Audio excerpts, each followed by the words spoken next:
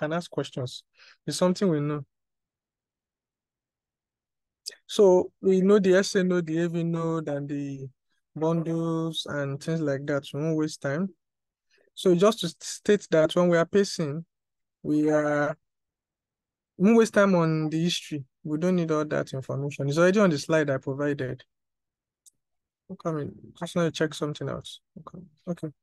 So if I go back to this image, so it's to let us know that when we are pacing, we have one lead in the right ventricle for a single chamber, one lead in the right atrium. So the right atrial lead, you usually want to put it in the right atrial appendage, simply because it's closer to the location of the SA node, and simply because it has some pectinate muscle it can get stuck to, okay, when you are scrolling. You get, so number 3 is that it can sit well so that it doesn't fall. That's why you want a lead in the right atrium. You understand? Okay.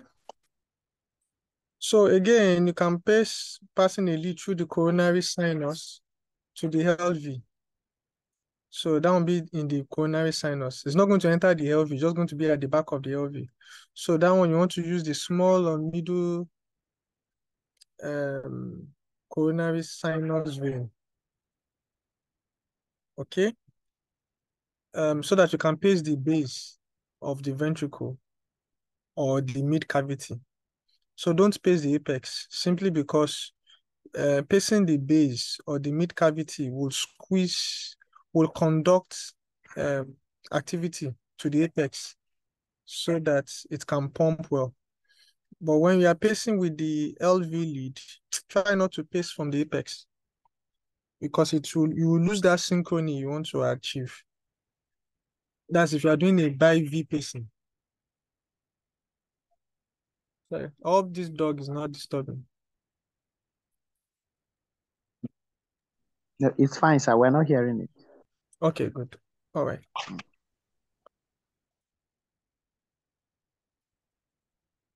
So as I said, the LV lead has different electrodes. So some are quadrupolar, some are bipolar. So the quadrupolar means that you have one electrode. Let's say the LV lead runs in the coronary sinus, in one of the veins, the coronary sinus. Let's say it runs to the apex. So you have a lead at the apex, an electrode at the apex. You have an electrode at the mid. Maybe 4 separate. There are different segments of that lead that has electrodes. So you can pace from the most proximal, which will be around the base, or you can pace from the mid cavity. And there's also option for pacing at the apex, but it's best to pace from the mid cavity or base than at the apex for proper conduction. Hope people get that. Because if you pace from the apex, you won't achieve the electrical conduction you want, because you're already pacing at the apex anyway. So all the squeezing you want for the mid cavity and base, which will not happen. You're just pacing at the apex, so it's just like if you are pumping from the apex. So you get more pumping function when you pace at the base or mid cavity. So that helps you to achieve synchrony. So as if you are sending electricity down for contraction. Unlike if it's at the apex, you're just sending electricity at the apex for it to pump. So you want to mimic as much as possible the normal conduction direction of the native conduction system. Hope we get that. And that's why it's also said that when you're doing right ventricular pacing, they don't usually want you to put your lead at the apex, because it causes a lot of RV dysfunction and heart failure. So they want your lead to be at the septum, septal pacing, or there's also bundle of E spacing. You get, so that conduction. So when the pacing simply means you set electrical conduction so that electricity can now flow down the normal conduction pathway. So if the lead is here and you are just conducting here, so all this pathway is nullified. So it doesn't help the real pumping function you want to achieve. Okay, so the same way happens for the LV lead if it's in the coronary sinus. Try to pace it from the base or from the mid cavity. Hope it's clear. Yes, it's clear, sir. Yes, No, I I just think. need to be sure if there's any question regarding that. No, it's clear. It will help your clinical practice when you're actually practicing these procedures. You want to know where to just don't dump the lead at the apex or dump the lead. You put a coronary sinus lead and you're now pacing from the apex. It doesn't help the patient in the long run. Please, Okay. please, Prof, I have a question, please. Yes, that's what I need to know if you have a question. Okay, So please, not that when we have gone far, you'll not be asking. please, my question is in terms of the LV pacing. You said it's going to be posterior. I don't understand. You said it's not going to be inside the LV cavity. Yes. Please, can you explain? You said it's going to be posterior. How? Where? So the LV is usually placed in the coronary sinus. And the coronary sinus is the vein that drains the what? Coronary arteries, right? And coronary arteries are not in the cavity, right? They are epicardial. So if you have the artery, are you getting me, man? Yes, yes, Prof, I'm getting you so far. Yes, yes, I am. So if the artery is in the epicardium, that means that his coronary sinus, his vein, will also be on the epicardium.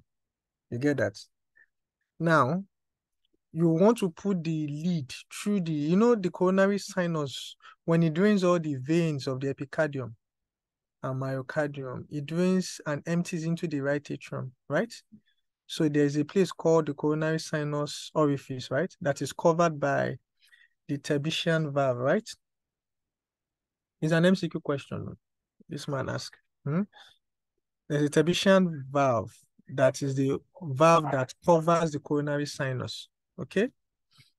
And another anatomical structure around there is the eustachian valve, right? Okay. And another structure that is close there is the AV node. And so putting those three structures together, they call it triangle of Koch, right? It's an MCQ question. We'll have heard of triangle. I think somebody took coronary anatomy now, right? Or anatomy of the heart. Sure, the person will have talked about the triangle of Koch. Yes or no? Well, she Prof, I'm not didn't, sure I heard it too. she didn't speak about it. She didn't touch that part. Yeah. Okay, so is the triangle that formed by the AV node, the eustachian valve. Eustachian valve is related to the inferior vena cava, right? Coronary sinus vein drains into the right atrium. So you have it's called the Tertian valve that covers it. Okay, so that triangle is called triangle of Koch because it harbors where the AV node is. It harbors where, if you are doing when they are doing valve repair, they usually avoid that triangle because you can give the person complete heart block. Okay, so what I'm saying in essence is that the coronary sinus, and it's that same triangle where you have the cavo-tricuspid isthmus. Everything is close to the tricuspid valve. Cavo is the inferior vena cava. Tricuspid. So the ridge that is there, where the eustachian valve also forms part of it, that ridge is called cavo-tricuspid isthmus, CVI. So cavo-tricuspid isthmus, or CTI, is the isthmus where you have the reentrant tachycardia for atrial flutter. So that's the same location for atrial flutter. And that's why when they are burning for atrial flutter, you want to avoid the AV node, or else patient can also go into complete heart block. So that triangle is just very important. It harbors many things. Hope that's clear. Okay. Yes, Prof, it is. So what I'm saying is that the coronary sinus vein orifice opens there, covered by the valve, Tertian valve. So when you want to access the LV, all you need to do is just pass the lead into the coronary sinus, right? And the coronary sinus runs posterior to in the atrioventricular groove, left atrioventricular groove. Okay? So it's behind the LV, between the atrium, left atrium, and the left ventricle. we've said before on this platform that the atrial chambers are anterior to and to the right of the left chambers. The right chambers are anterior and to the right of the left chamber. So the left chambers are posterior. That's left atrium, left ventricle is posterior and is to the left. Okay. So what we're saying in essence is that coronary sinus runs at the back. So it runs between the atrium and ventricle, atrioventricular groove. So do you get that, man?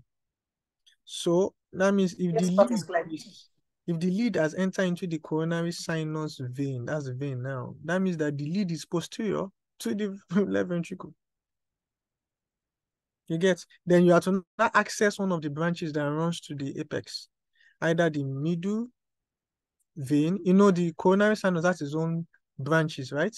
So there's the great, there's the middle, and there's the small veins, coronary veins, coronary sinus veins that drain fully into the coronary sinus.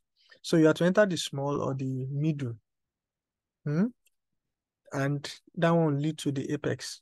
So when you put the lead inside, so the lead will run, is at the back of the left ventricle.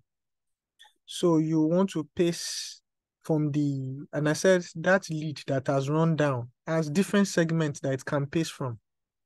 It can have up to 4 segments that it can pace from. So it gives you options to pace from the base or pace from the mid cavity or pace from the apex. Is that clear, man?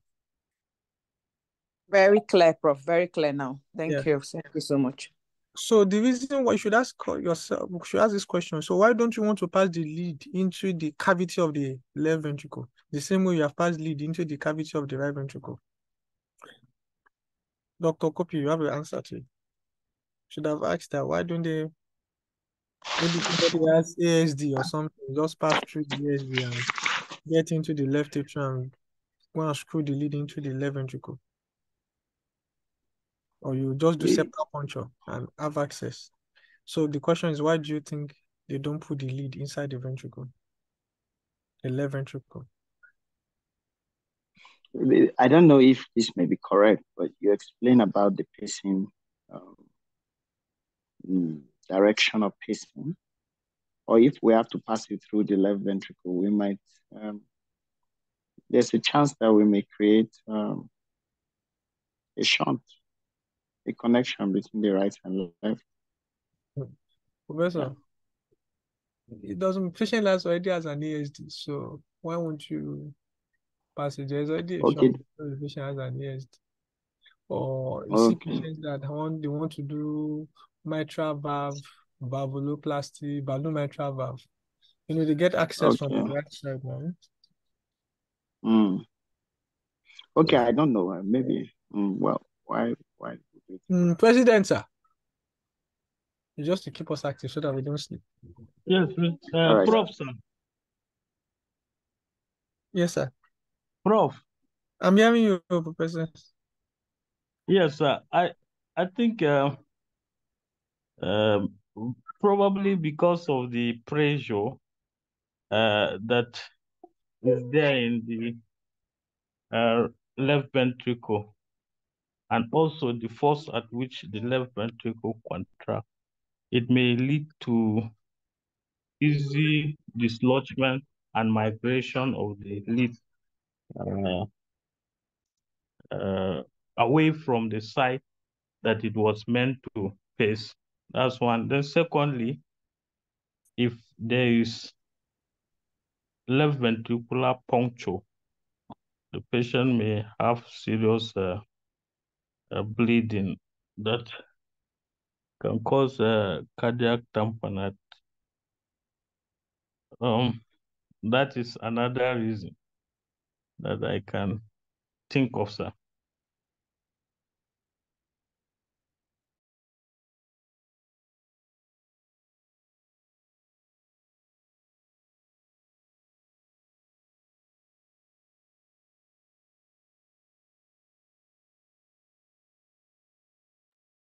Hello, Prof.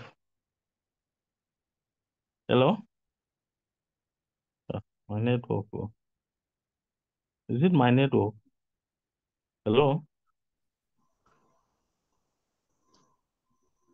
No, It's not your network. We're not hearing, Prof. Probably, maybe he got.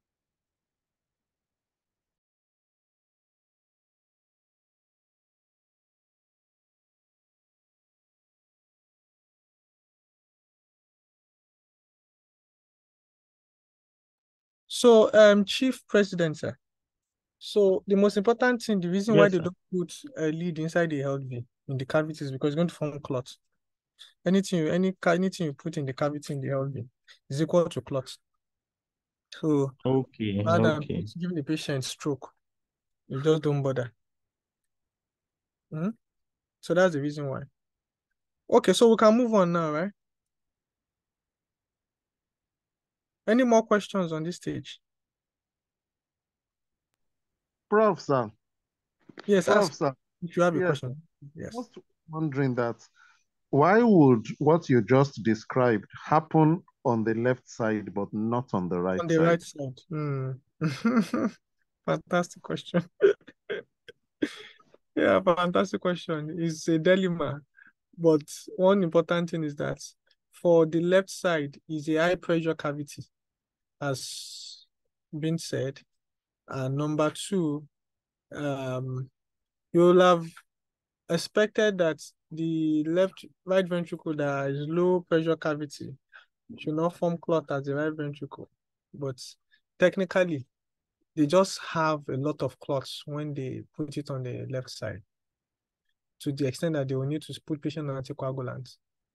So that's why it's abandoned. But the reason is as a result of high pressure cavity.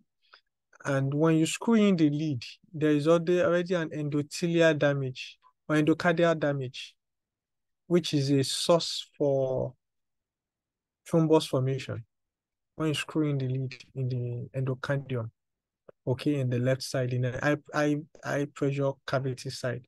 So the jet flow and things like that, the same way you will notice that when there is an endothelial injury where there is a lot of pressure flow around that injury segment, it's increased risk for clot formation. So the summary is that when you put a lead in the left ventricle, be ready to anticoagulate this patient for the rest of their life. You understand? Yes, thank you, sir. Yes, sir. Thank you, sir. It's just because of high pressure, it's a high pressure chamber.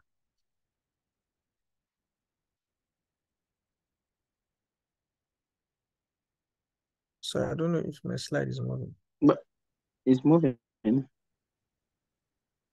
So I don't want to waste our time on medicine because Dr. President has taken this topic. So indications for pacing, for bradycardias. So rule one, indications that when these patients have class 1 indications are symptomatic patients. So either a symptomatic first degree, symptomatic second degree, or complete heart block. Complete heart block, it doesn't have to be symptomatic. You just need pacing. High grade AV block, you just need pacing. So when you have a sinus dose dysfunction, which is sinoatrial pulse, a pulse duration usually say more than 3 seconds. If there's a pulse of 3 seconds and there's no ventricular escape, the patient is likely to be symptomatic. That means it's not going to have blood flow to the brain for 3 seconds. It's likely to have syncope. You get? So, number 2 is, don't forget, when we talk about SNO dysfunction, is either is SNOdal block or pause or tachybrady syndrome. Tachybrady syndrome. So we all know tachybrady syndrome. So the purpose why you have to do pacing for tachybrady syndrome is that those patients, because of the tachy nature, you want to put them on beta blockers. Now, if you put them on beta blockers, remember it's a tachybrady syndrome. So that means you're going to worsen the brady episodes, right? So if it's going to worsen the brady episodes, that means beta blocker will not work for them, right? So in that case, if beta blocker is going to worsen the brady phase, then the best solution for them is to get a pacemaker. And so what would the pacemaker do? So the purpose of the pacemaker is that it's going to pace the heart during the brady episodes. It's not going to do anything to the heart during the tachy episode. It won't do any pacing at that time, right? So if you now give them beta blockers, so the beta blocker would tackle the tachy episodes, right? While if the person is now becoming bradycardic from the beta blocker effect, then the pacemaker will kickstart. So that is the purpose of a pacemaker in a tachybrady syndrome. So that you can be able to use your beta blocker for the tachy episodes, and when the patient is becoming brady, the pacemaker kickstarts. Is it clear? Okay. So if it's not clear, let's be sure. Let's ask questions. Not that we get to the end. You now say, oh, this. If it's not clear, ask now.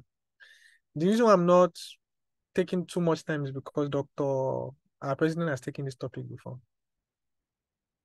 So any question on that? So class 1 indications, if the patient is symptomatic, either is symptomatic first degree AV block hole, and we know the symptoms we talk about: syncope, dizziness, and pre-syncope and syncope. So those are the major symptoms. Or patient is now getting breathless or tired from walking short distance. Okay? So those are important symptoms. So can we move on? Yes, sir. Yes, sir. Great. So why do you pace during an MI? So in an MI, we all know that the patient can have blockage of, most of importantly, RC, if they have blockage of the right coronary artery. That's in 85% of patients, 70 to 80% of patients, the AV nodal branch, that means the arterial supply to the AV node comes from the right coronary artery. Okay? So the patient has a right coronary artery occlusion or stenosis.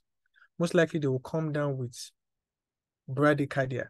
So in that phase, they might need a temporary pacing, pending the time they have restoration of blood flow to the right side. So if the AV node is still functional, then when you restore blood flow, it should kickstart. So the person will not need a permanent pacing.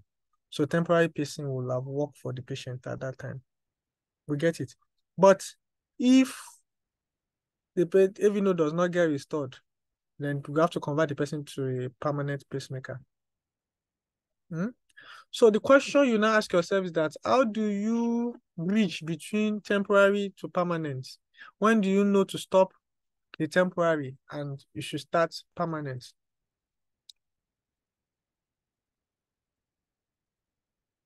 You stop temporary pacemaker when you think the inherent conducting system has picked up. So when the native conduction system picks up, then you can successfully stop the temporary pacing. So how do you know that? I think there was a question on that 2 years ago. There was a oral question on that. It's the set before our own set. They created a clinical scenario that this patient had I think cardiac arrest, was resuscitated, he was taken into the ICU, he was put on temporary pacing. Then there was now a question about how will you switch from, I think there was something about what you should monitor or something about how you will switch from or how will you manage the temporary pacemaker, something like that. Dr. Kopi, remember when we were solving that question? And Dr. Gudia, something about how they will manage that pacemaker, if you remember. So I can't remember the question vividly, but I know there was a question like that. But the bottom line is that when the patient has a temporary pacemaker, what you want to do per time is, let's say the pacemaker was set at You don't want to usually go above 60 beats because that's as long as patient is a temporary pacemaker, the patient cannot walk around. He's going to be on bed, confined to the bed. So it doesn't really need more than 60 beats per minute. So if you set the patient at 60 beats per minute and he's just pacing all through, 100% pacing. So the next thing you want to do after some days is to reduce the rate. You can reduce the rate to 50 beats per minute and see if the patient is still pacing 50 beats or for another 24 to 48 hours. If that is the case, then you reduce the pacing rate to 40 beats per minute.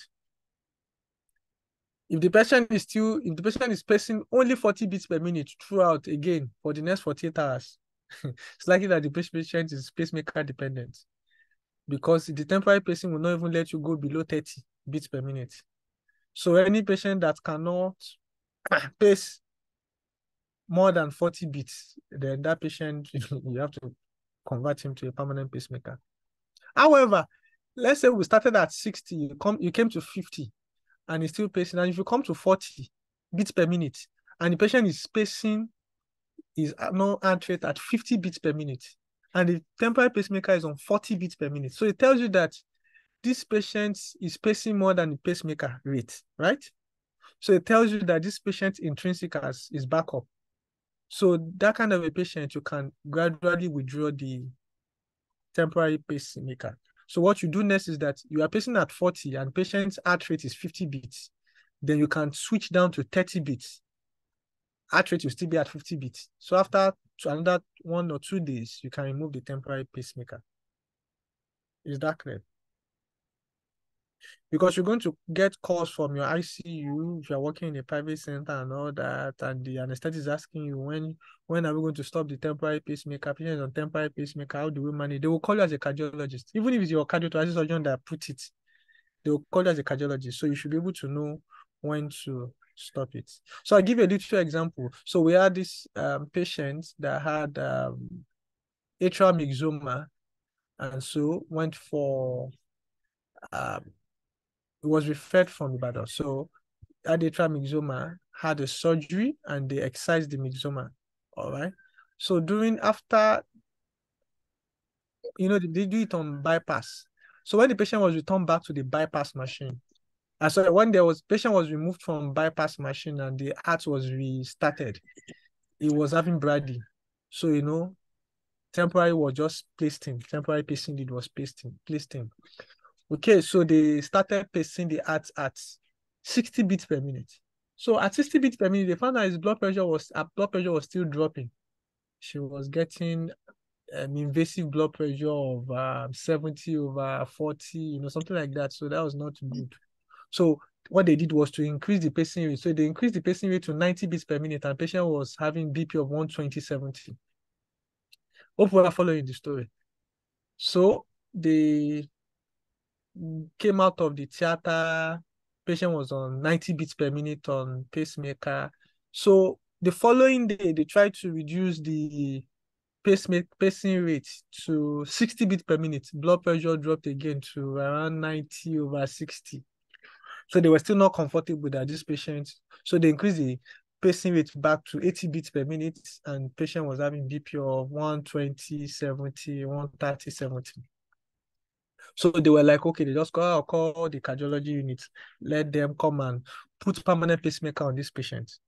So we're like, okay, we can't just rush to put a permanent pacemaker on patient. What was the native BP? I'm sorry, what was the normal heart rate patient came in with first even before they enter theater? So we found out that patient had been having heart rate around 45, 50, even before the surgery. You get, so the patient had been having sinus bradycardia even before surgery. Okay. So what we advised was that, okay, fine, let's maintain 80 beats per minute today. So the following day I was there, we reduced it to 70 beats per minute in the morning. In the evening, went back, we reduced it to 60 beats per minute. BP was still 120/70. They were still comfortable with that. But surgeons will always be pulling your trouser. That's common. They don't want to think along with you. They just want you to do what they want. Let's put this patient on permanent pacemaker and all that. I said, well, at least temporary is still there. You have a duration of 2 weeks at least with your temporary pacemaker. Can be actually there for 2 weeks. So we still stood our ground that we would watch the patient's intrinsic because patient never had 60 beats even before the surgery. So the next was that we took it down to 60 beats per minute. Patient was still stable. Then the next is that we took it to 50 beats per minute. And patient was still pacing at 50 beats per minute. They were now worried at 50 beats per minute that we still made it clear to them that patient had never had 60. Patient had 50, 45 to 50 before the surgery. So there's no way we expect a magic that the patient will not be pacing, native pacing at 60 by itself. So we took it down to 40. So when we took it down to 40, patient was now pacing at 50. So they started becoming confident in our decision. So after that, we took it to 30. So at 30, we just told them that, so come, this patient does not need your pacemaker anymore. And patient will never need your permanent pacemaker either. So, and patient has done fine, and patient has gone home, back to Ibadan. So we have saved the patient from having a pacemaker that the patient might not need in the future. Okay? So what would have happened when this patient was reduced to 60 and was having hypotension? It could just be that he just finished surgery. You're expecting good hemodynamic recovery. Okay, so it doesn't happen overnight. Hemodynamics doesn't just happen overnight. Okay, you have to give the heart time to recover its full contractility function. Okay, so I'm saying this to us at cardiology that they will depend a lot on your decision. Okay, they will second guess your decision. They will think you have nothing in your brain. I'm telling you, the surgeons always brag. Even when I trained outside the country, the same way the surgeon does to the cardiologist outside. So I don't take it personal. The same way the surgeons just believe that it can only be this way, not any other way. So I'm not insulting them, but you should just stand your ground. If they need your advice, then these are your advice. Make it, spell it out on the folder. Spell it out. I'll tell you, they won't go against your folder, what you have written in the folder. Because if they go against it and something happens, it's a legal document against them. You get? So, it's good that not all patients will just going to grab a pacemaker for them. So the patient has to be symptomatic. So if the patient was not doing well after we reduce it to 40, then we can now all sit down and agree that permanent pacemaker is the next way to go. Okay, so any questions? So I just had to paint that scenario in case you enter the exam and you are asked questions about that. Clinical scenarios can fly in Viva. Any questions? Yes, Prof. Yes. Okay, sir. For this patient, it was atrial myxoma that was removed. So it's allowed to pace for up to 2 weeks, as you said, as the some of the guidelines stipulate. But what if it's myocardial infarction? Because I saw somewhere that if it's myocardial infarction and the patient have not been able to recover the rate, you can within the 48 hours you can decide to switch it to permanent pacemaker. Then secondly, I don't know if when you are inserting the temporary pacemaker, if you can set it on hysteresis mode, can that give the same result without you having to come and be reducing?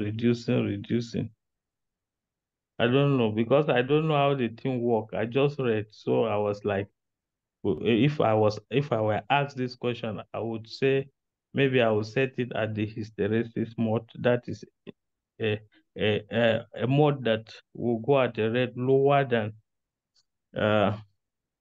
the expected normal heart rate of that patient, and keep on setting the hysteresis at the rate lower until you see the patient intrinsic cardiac activity is able to pick up.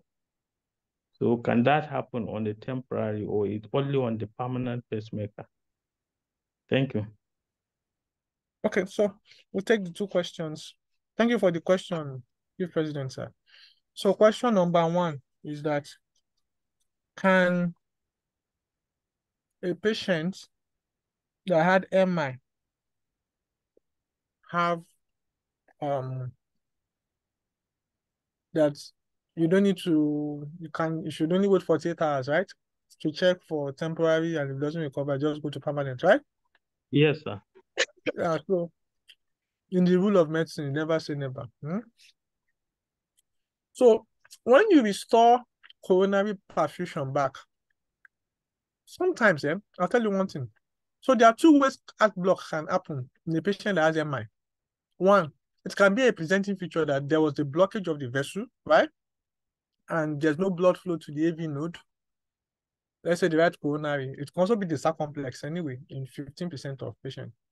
The reason is because it's the dominant artery that supplies the AV node, because the artery comes around from the PDA. So we all know that 75% of patients are right dominant, right, from right coronary, while the remaining are left dominant, and some are co-dominant. So if the patient has RCA infarct, okay, blockage of the right coronary artery, it could be that there's no blood flow to the AV node and patient has heart block, could be complete heart block, whatever degree of heart block. It could also be that the patient did not have heart block, even if he has blockage of the right coronary. But when you are now reperfusing that vessel, patient now develop heart block on table. It's possible. So the question you now ask yourself is that, why did the heart block happen after you have reperfused? The patient did not have an issue. But after you perfused, heart block happened. Yes, it can happen because of what we call reperfusion injury. When you perfuse, we all know there's release of vascular blood flow to that tissue.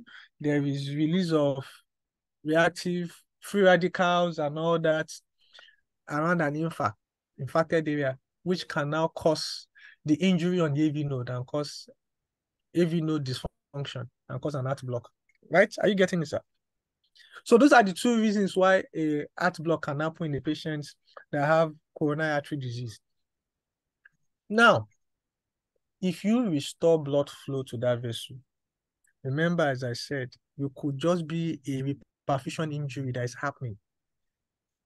And that can last more than 48 hours. That can last up to 5 days, a week.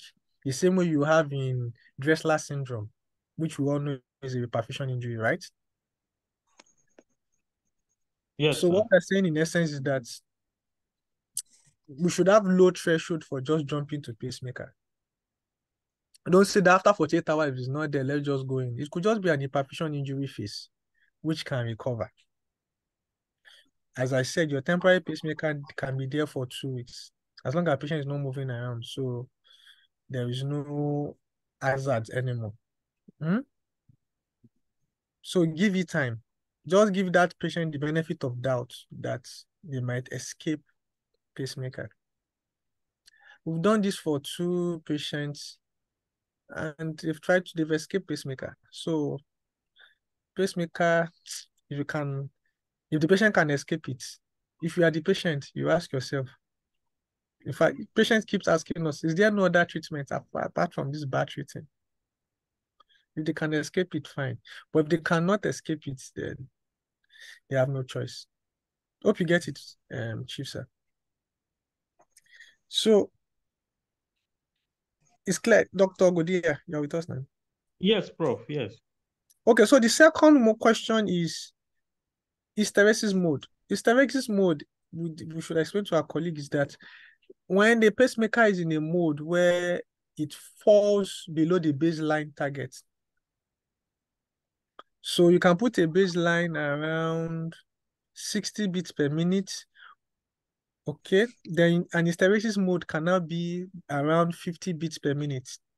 So there's baseline, that means upper rate limit and lower rate limits. Your lower rate limit is 60 beats per minute that you have programmed. You now give it an hysteresis mode of 50 beats per minute. So that me and you know that when the patient is sleeping at night, his heart rate, normally anybody sleeping at night, their heart rate can drop as low as 40, right? That does not mean that they have a problem with their heart. is the resting body.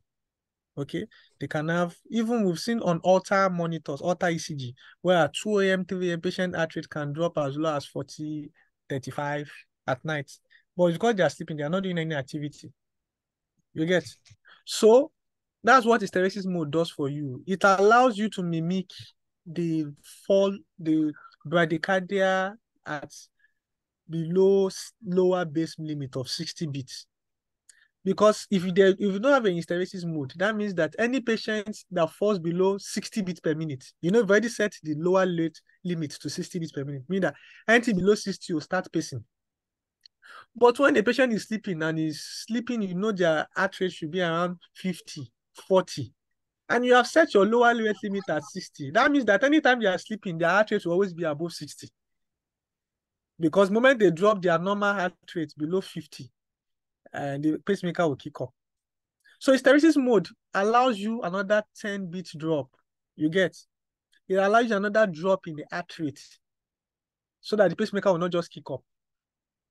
However, if it's now drop below the expected, let's say it's now dropping below 40, then hysteresis mode can pick up to pace the heart rate to around 50, to around 60. And when the patient's normal heart rate now wakes up back, the patient is now maybe becoming awake, and his own normal heart rate is now coming back to 50, 60.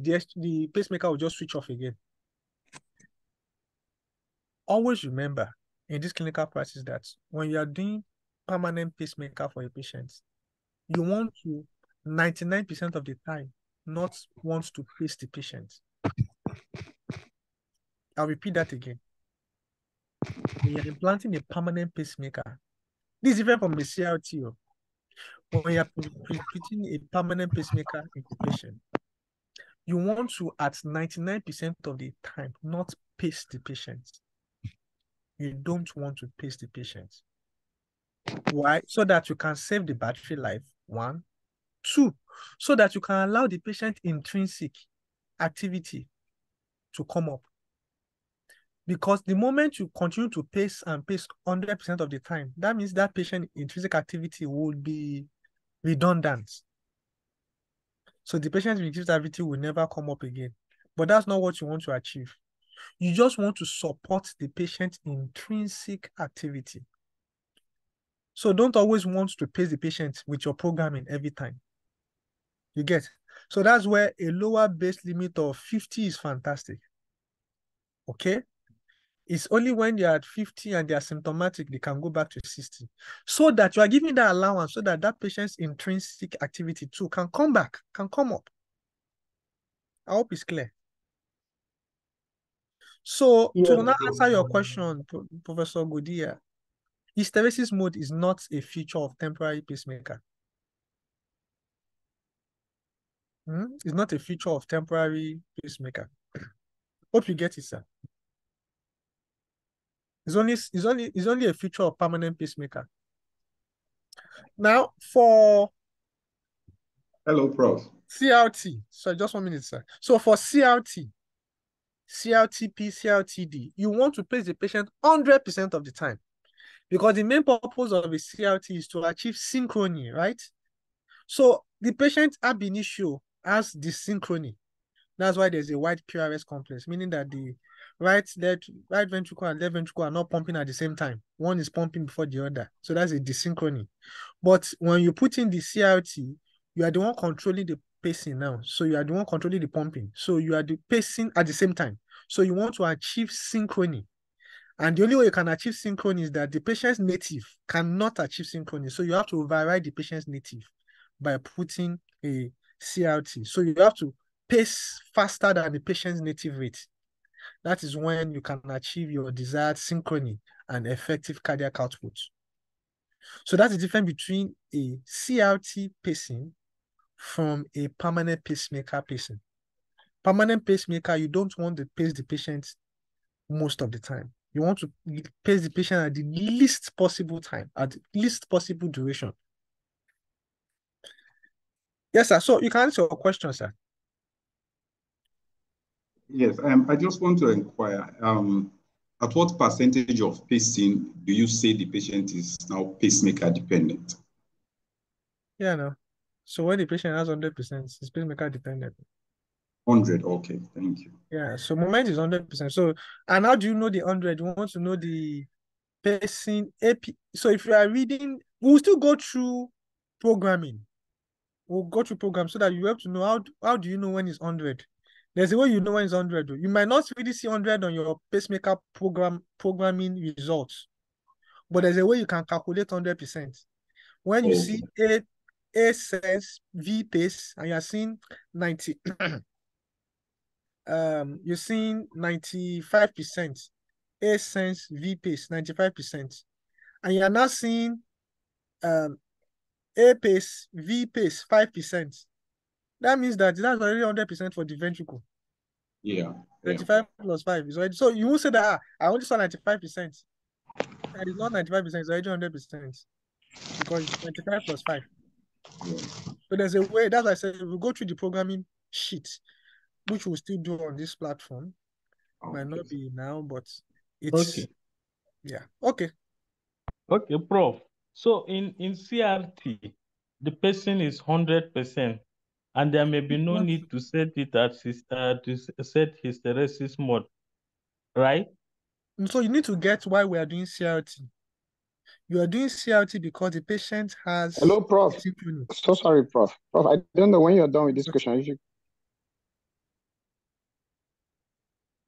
So Dr. Godia. Yes, sir.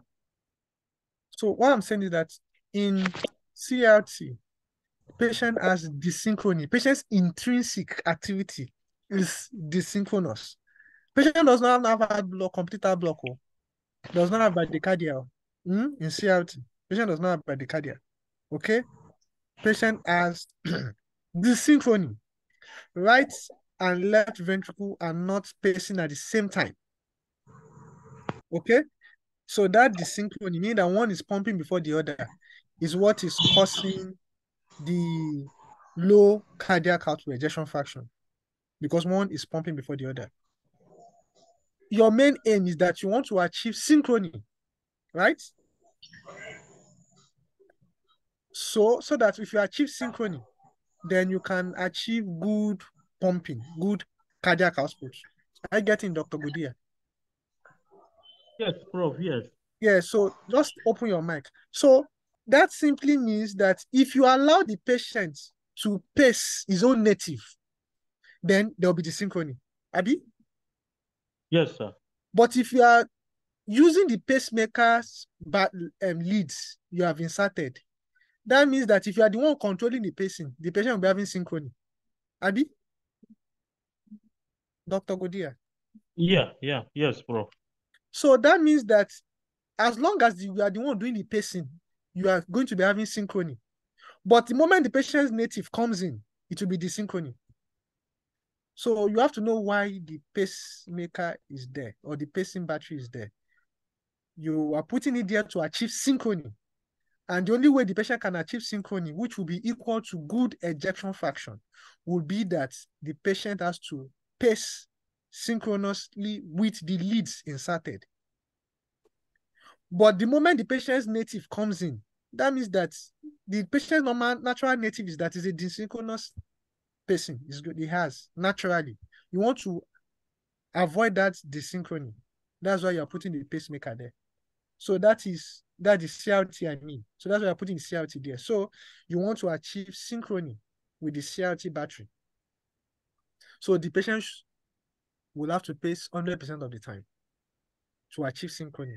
The moment is less than 100% of the time, that remaining percentage is a desynchronous percentage because the patient intrinsic is going to be desynchronous.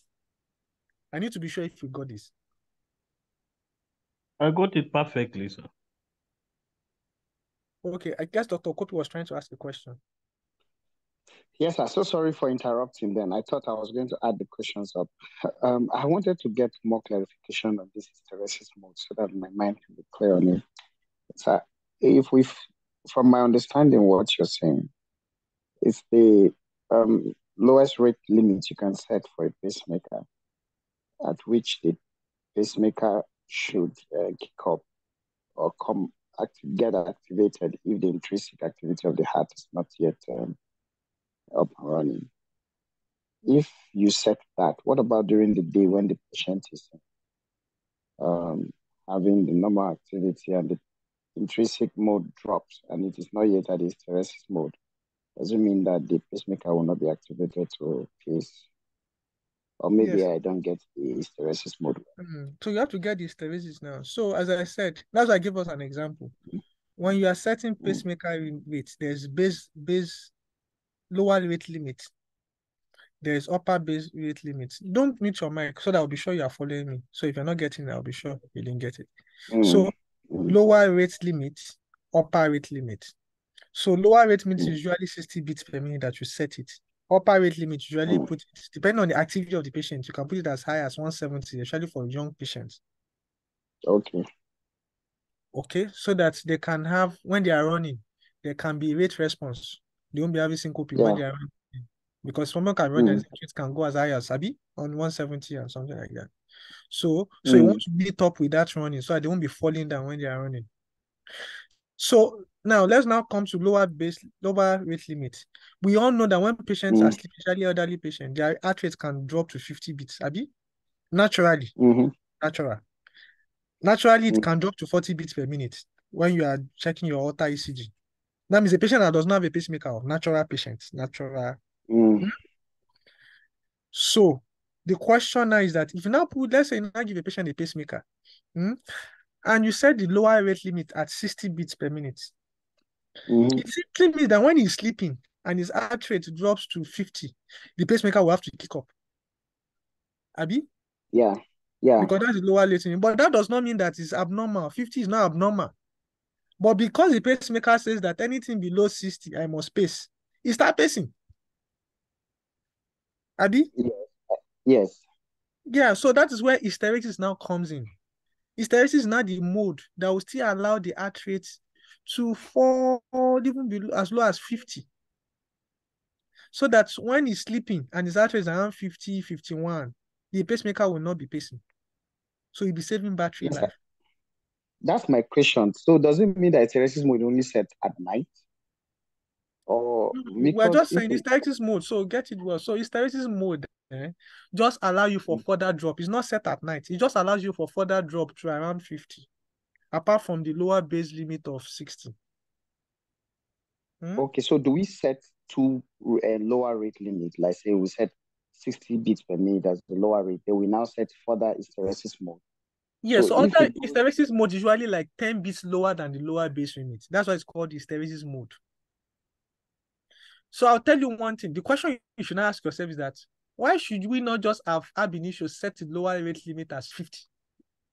Yeah, that's where I'm asking. That's the question. That's where my mind is. Yes. So let me, so I can get your proper question well. So ab initio is like, say, why don't you just at outset put this rate at 50 and let this patient, you don't need hysteresis mode. So I tell you one thing. When the patient is active and you put his heart rate at less than 50, so at lower base limit at 50, they will still not enjoy the benefit of activity in the daytime. So patient is having heart rate, a young person is having a heart rate at 50. They will still be having this feeling of easy fatigue. Okay? Because their lower rate limit is just 50. And it won't make them meet with their normal activity. Are you getting me, sir?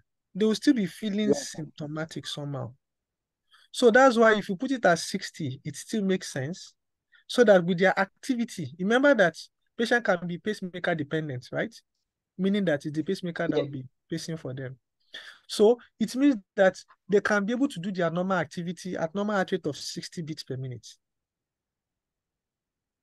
You get? Yes. That's why the lower rating is usually put at 60. Patient should not be symptomatic at 60. But Prof, we have okay. Sir, So let me just finish. We have post response. Sorry. I know about rate response. Don't worry, I'll come to rate response. So you get, I'm just giving you a young adult, 40-year-old, that's complete heart block. If you give him heart rate at 50 beats per minute and he's just probably just going to the kitchen, you can still be feeling symptomatic. So that's why we usually put your heart rate at 60 beats per minute. Okay. But that does not mean that 60 beats per minute is pacing. It does not actually really mean. But it says that with your minimal activity, you should have at least 60 beats per minute. But when you are sleeping, the heart rate should be lower. Right? Sorry, Because Prof, you're I not don't know doing if I any can activity. Your refresh. network is going off, Professor. Doctor. If I don't know if I can. Dr. Gudi, am I audible or is Dr. Kopi's network that's not audible? No, you are Yeah, very audible, sir. audible, Prof. Very You audible. know, his village people used to visit him this time. Clearer. So I don't know if I can refresh. My network is not clear. Your network is not clear, Dr. Kopi. So please let me just I don't know if you can get me clearly. Okay. We need to be sure you are hearing us clearly. I'm hearing you guys clearly. I don't know if you can hear me now, sir. It's okay, we can hear you now. Okay. So what I was saying is if the lower rate limit is at 50 and if the intrinsic activities fall below 50, normally they should pick up. The pacemaker should pace, right? Yeah. So to start pacing at 40. It should start pacing at anything below the lower rate limit. So why now set another hysteresis mode that if the pacemaker already dropped below the lower rate limit, the initial one set, it will already pace. There will be no need for any hysteresis mode because the pacemaker was already set. That was my thinking. That was why I'm asking for further clarification of this hysteresis mode. If the pacemaker was already set for a lower rate limit, say 60 beats per minute, and you put an hysteresis mode of 50 beats per minute, but that lower rate limit of 60 means that if the person's intrinsic activity drops to 59, the pacemaker will pick up. So there will be no need for another hysteresis mode 10 beats below because the lower rate limit already says go below 60, you should pace. So why would there be a need for hysteresis mode in most pacemaker then? That's my... Yeah, relax. So let me clarify from you. You want the lower rate? What value do you want for the lower rate limit? Let me start from there. Okay, let's say 50 beats per minute as the lower rate. Okay, so you have a 45-year-old man or a 40-year-old man that you are giving him a heart rate, lower rate limit to be 50 beats per minute. A 45-year-old active man. So this guy climbs the staircase and you expect active man and you expect his heart rate to be at 50 beats per minute, especially if he's pacemaker dependent. No, you are not getting me, sir. I think you're not getting me. It's not about the active. I wouldn't put an active person on 50. I'm talking about with respect to the hysteresis mode. That, okay, let's say we put the active person at 60 beats per minute, something that can meet up with the exercise level. I thought, from my understanding, is lower rate limit, if your intrinsic activity drops below that lower rate limit of, which say, is, let's 60 put value. Put value. So your lower rate limit drops to what? Give us values so that we'll be sure we're on the same page. Okay, the lower rate limit you set for the pacemaker is 70 beats per minute. At least it can serve for any activity level. 60. Let's say 60, okay, 60 beats per minute. That means if the intrinsic activity of the patient drops below that, the pacemaker should be activated to start pacing. Put value. Okay, if you say 55, it gets to 55. Since the lower rate limit of the pacemaker is at 60, the pacemaker should start pacing, right? Yes. So even sleeping, if the intrinsic value drops below that same lower rate limit of 60, say 55, it will still pace. So why now put hysteresis mode of 10 beats lower than the lower rate limit when normally if the pacemaker sense anything lower than the lower rate limit, it will pace? So I'm just thinking, is it that hysteresis mode is too lower rate limit when the first lower rate limit will already activate the pacemaker?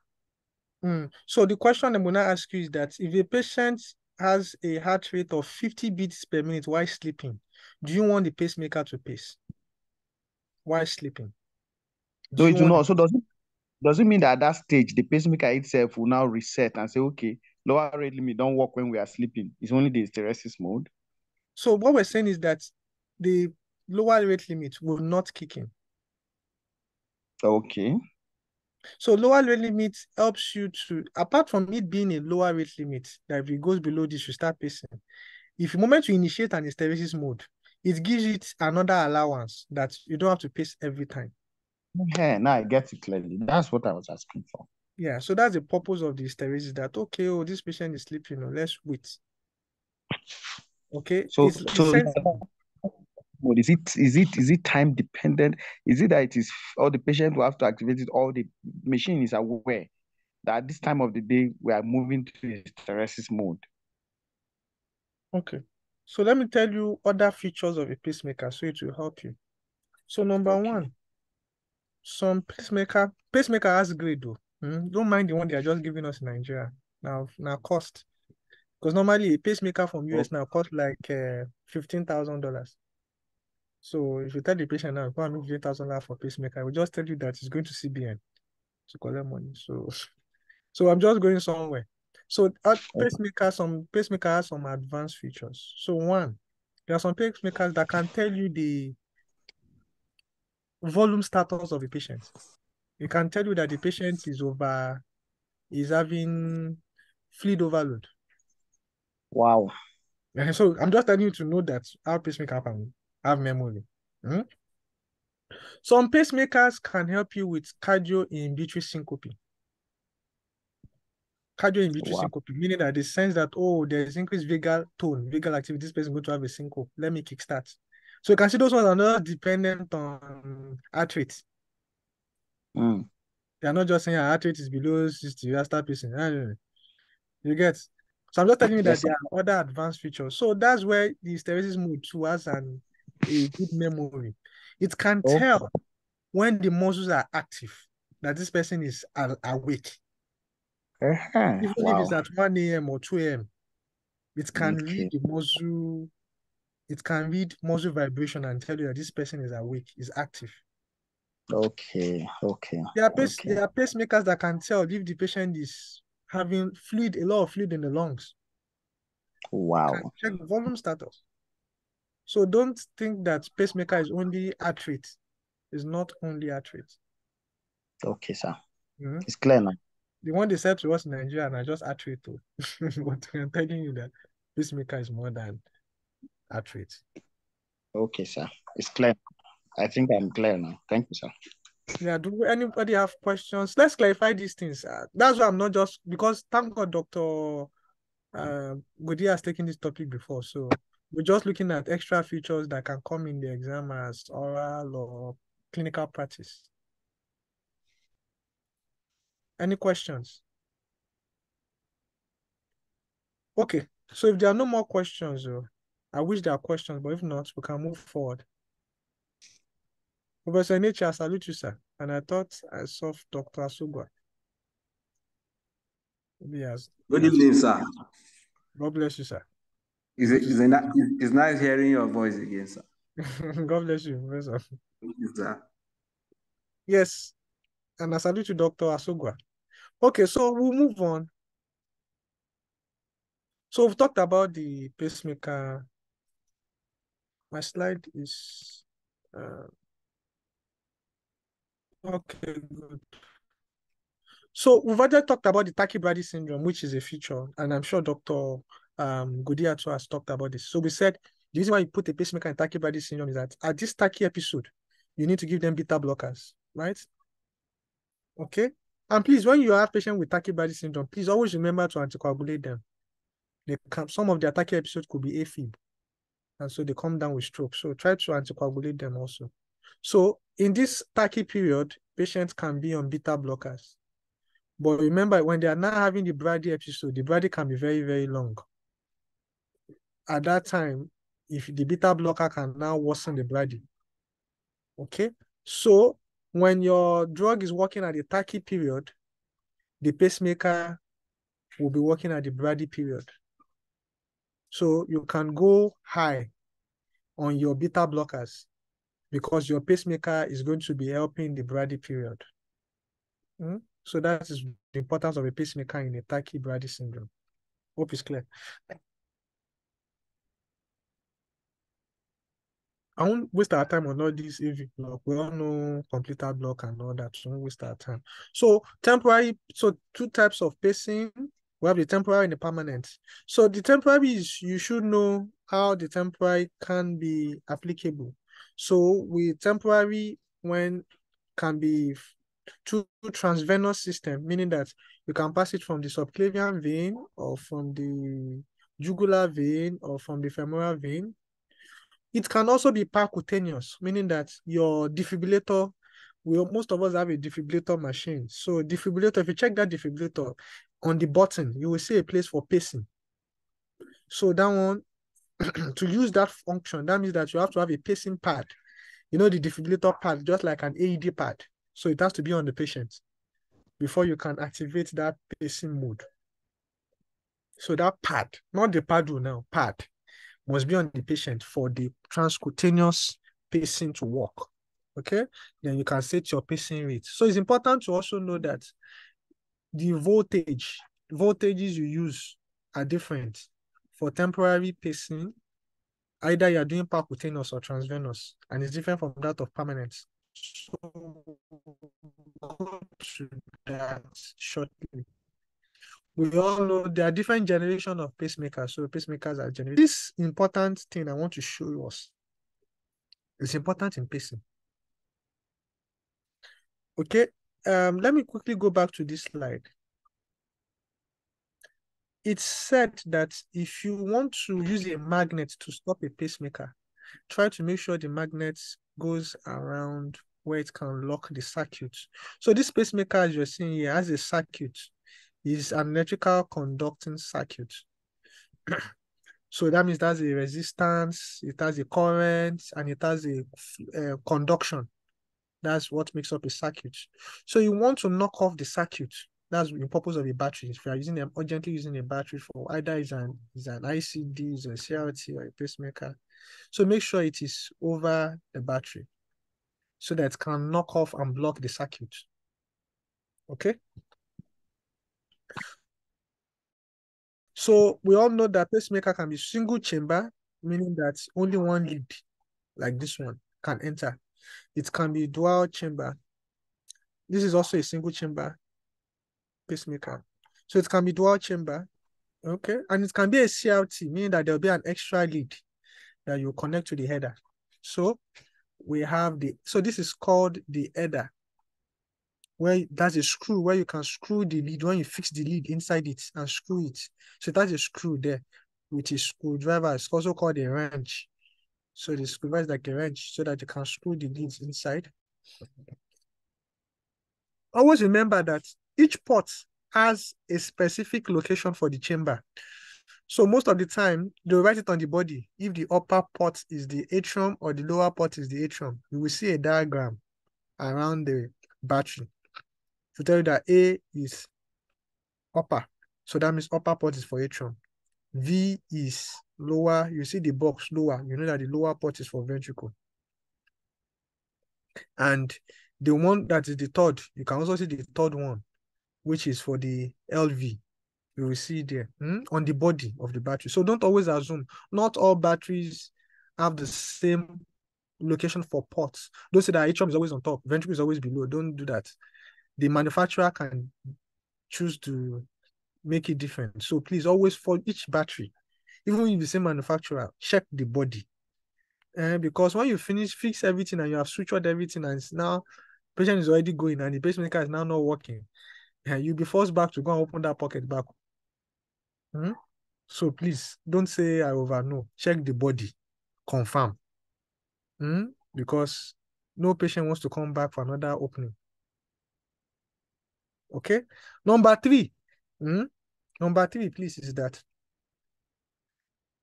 always each electrode has a code.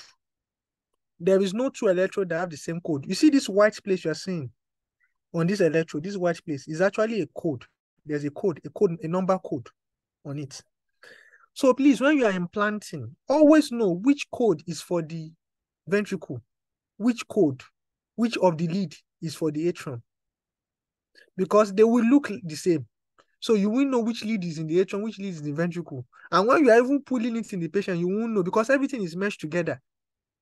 So always tell the physiologist giving you, please note the code I'm using for the ventricle. Is code number, this. Actually, the last 3 digits will always be different.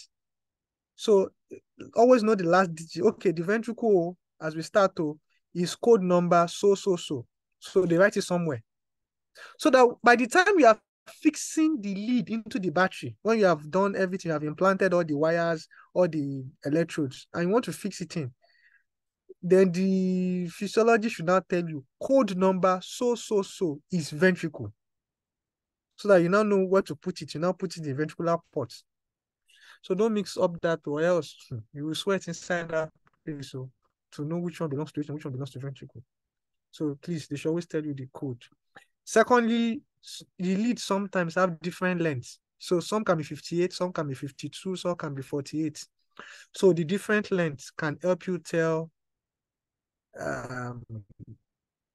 which one went to the ventricle, which one went to the atrium. But the best thing that helps you is, the problem is that the length is not written on the body. It's only on the carton. So immediately you get it out of the carton, you won't know the length again. Okay, so don't bank on length. Bank on code that is written on the lead. Please, at least the last 3 or 4 digits is important to you when you are putting the leads into the battery. I hope that instruction is clear, so that you not sweat inside, because I'm sure we are all going to do pacing, all of us. I just want you to have this clue with you in your hands so that you won't sweat when you start doing these things. The next thing I need to let you know is that the lead has different types. Okay? There's passive lead and there's active leads. Okay? The difference between the two is that active lead has a screw. At this end, you have a screw. It can be an MCQ question and it can be a viva question. So active lead means that if you look at the tip, the outer end of the tip, you see this thing like looks like a screw, like a spring. See that spring is called a screw. It's because that spring is going to be screwed into the muzzle. It's going to be screwed into the muzzle. That this spring is going to screw into the muzzle. So at the end, at the tail, so I'll go back to this. So at the tail end of a pacemaker, you know, this one goes into the patient, the right ventricle or the right atrium or wherever. This one is the one that will be outside, that will enter the battery. So before putting this lead into this battery, there is a hand. It has a hand. So that hand, there's a way you can, the screwdriver that you can use to turn the hand, that the screw that is inside here, inside the tip, will pop out and pop into the myocardium. Okay, so that is why you say we are screwing in the lead.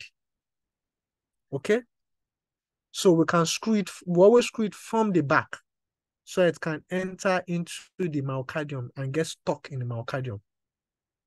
Okay, so that is the screw that is showing here. Okay, that's something that looks like a spring that is coming out of here is the screw that gets fixed into the myocardium. So that's why they call it an active lead.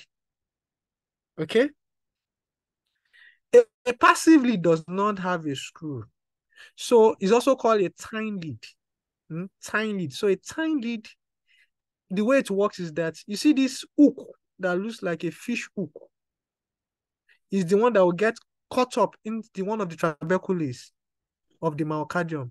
So when it gets caught up in the trabeculae, then it gets stuck inside the trabeculae. So that's how a passive lead works. This hook gets stuck in the trabeculae of the myocardium. But for an active lead, you need to screw out this screw to get immersed into the muzzle. Okay? Any question? So the difference between active and passive lead is that one gets screwed, the other one gets caught up by the tine nature of the lead. Yeah, questions? Any questions? I don't know whether it's my network, but you appear to be breaking from time to time. Dr. Jacqueline, was I breaking? No, sir. I Dr. think Kopi. probably Dr. Kopi, your network. Dr. Godi, I'll find the question. Dr. Yes, I have Jacqueline, a any question. Yes, sir. No, sir, Sir, I'm flowing, sir. sir, please, how do we identify that a passive lead has actually become well lodged in the trabeculae? Good question. Yes. So first, number one is it's difficult to identify, but there's a way you will know. Number one is that you try to pull the lead. If it's not coming out, you know it's stopped. Yes, sir. You Yes, get sir. that, man? Yes, I do. If you put something inside somewhere and you try to pull it out, it's not pulling, and it's as if you're going to tear the myocardium. You know that one is stuck, man. Yes. Mhm. Okay. So that's one way. The other way is that the other important is that you check your parameters when we put in the lead. So at the other hand, the other hand is still outside beside you. Yes. When you're fixing the lead, this other hand is before you fix this one into the battery. This other hand is still with you. So Yes. this end has battery. That tip, you connect it to what we call a PSA cable.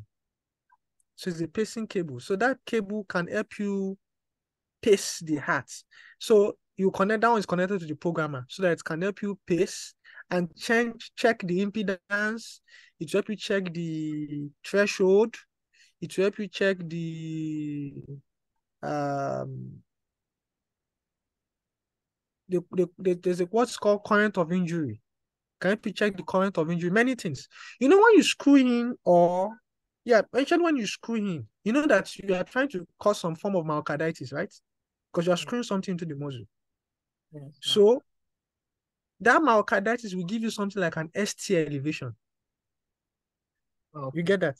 Yes, sir. So that ST elevation, you can see it on your programmer to tell you that, oh, this lead has screwed well or has caused an injury, which you want. That means that if you have caused that current of injury, that is an ST elevation you will see. So that means that lead is touching a muscle. Okay. You get?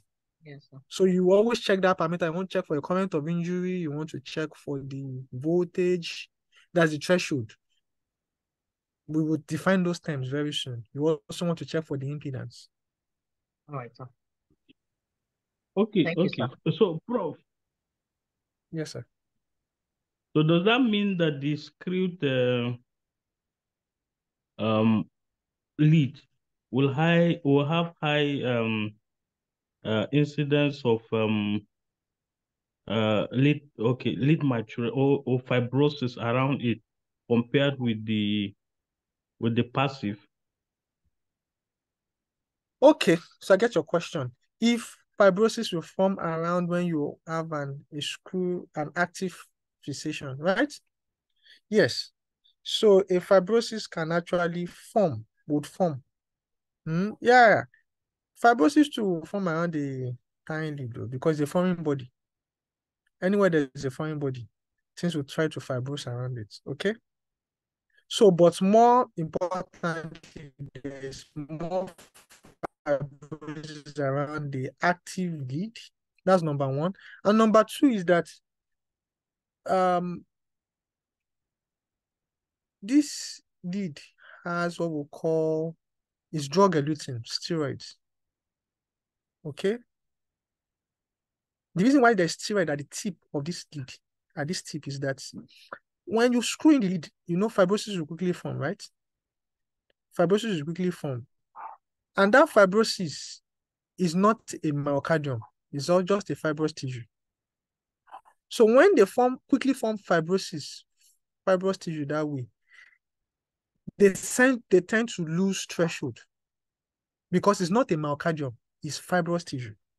So this thing will be pacing, you are pacing from this tip. So this tip will be pacing fibrous tissue, but not pacing the myocardium. So that means it's going to be needing higher energy to pass through the fibrous tissue before it gets to the myocardium, right? So it will be having high voltage. So the early leads they made did not have these drugs, steroids. So they were quickly forming fibrosis very fast, and they were losing threshold, and battery life was draining. Because the higher the threshold, the more the battery life you'll be consuming. You get that? So, because of early fibrosis. However, in the recent leads they're making, there's steroid released from here, so that to reduce the rate of fibrosis, as long as the steroid is still eluting. So that's why it usually takes up to 6 weeks for good fibrosis to have formed. And by that time, there will be having good connection with myocardium for that 6 weeks.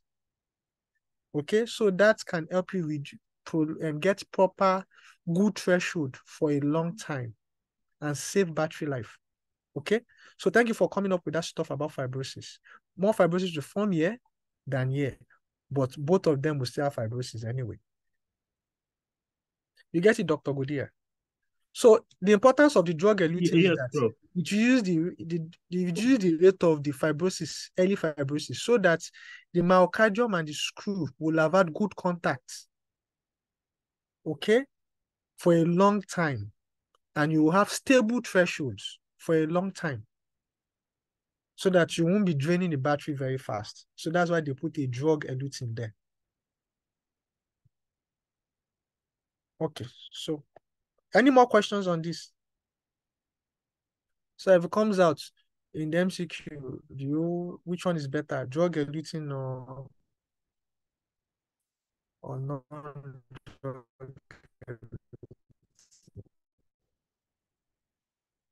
Okay. Any questions? Right? I think my network's Dr. Godia. No, your network is fine, sir. We can hear Okay, you good. loud and clear. So the next, fantastic. So if anybody has questions, they should ask, so that I won't get to the end. You now ask me this. Let's ask now. So another important question that can come out is unipolar and bipolar. So what do they mean? So we have heard a lot of talking about bipolar lead, unipolar lead. So by unipolar lead means there's only one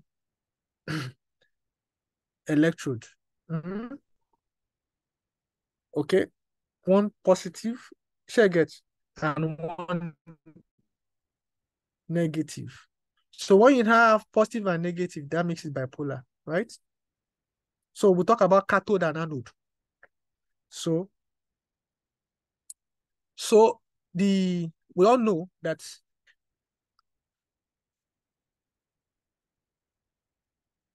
bipolar, as I said, would have both positive and negative. Okay. So now, sorry, just 1 second. I'm coming.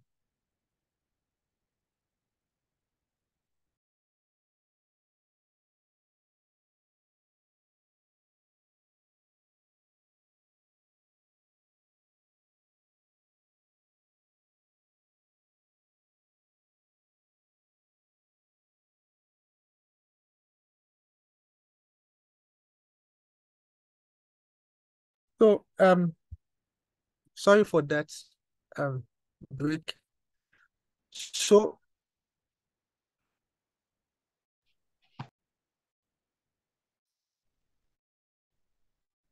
in bipolar, you have both the anode and cathode together. Unipolar is anode only, so cathode only, which is negative, while the battery becomes the cathode. So I'll go back to this image so that I can further buttress it. So in a unipolar lead, it's different from active. So an active lead can be unipolar and can be bipolar. A passive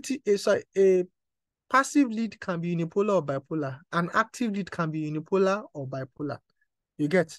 So you'll have seen in the carton body. So it's not that it's not that passive leads are unipolar and active leads are bipolar. No. They can be either unipolar or can be bipolar.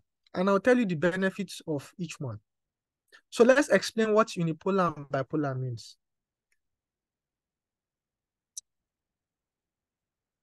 Let's assume, for instance, let me just assume something, for instance. Let's assume that this is a unipolar lead. I'm assuming, because they will write it on the carton, the body of the of the lead.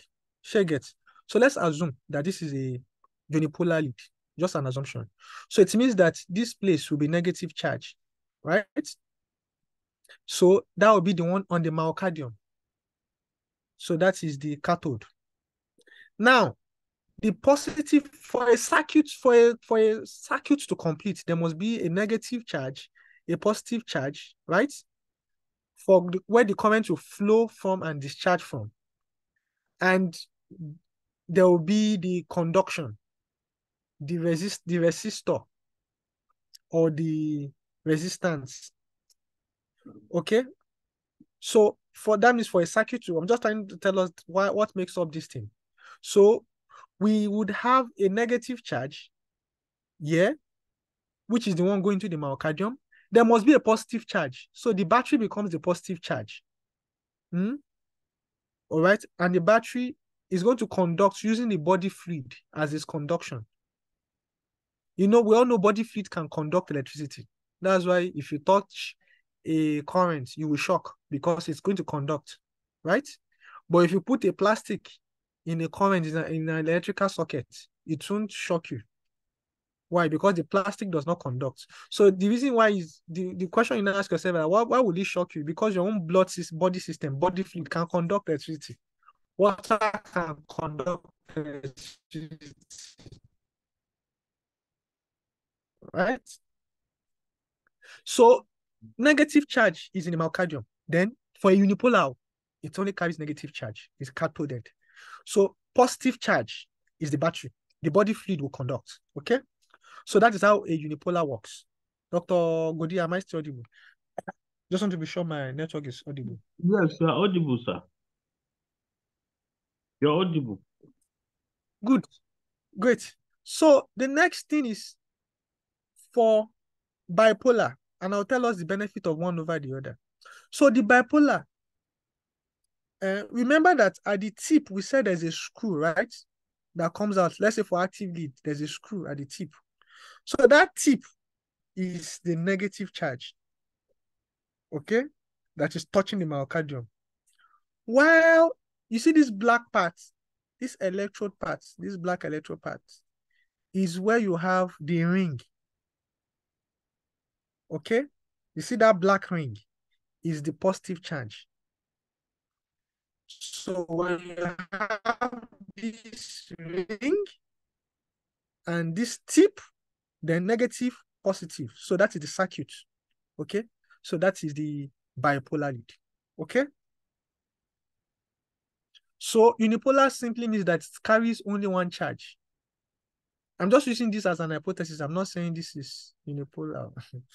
It will be written on the carton of the electrode. If it's unipolar or bipolar, they write on the carton. There's no way you look at an electrode and say that this is what the manufacturer makes inside that you get to know why, if it's unipolar or bipolar. And the reason why I'm saying so is that there is a wire from the makeup of this lead. There are wires inside. So if it's a unipolar lead, that means only one wire it carries, which is a negative charge. If it's a bipolar lead, that means that's two wires inside, one for positive, one for negative.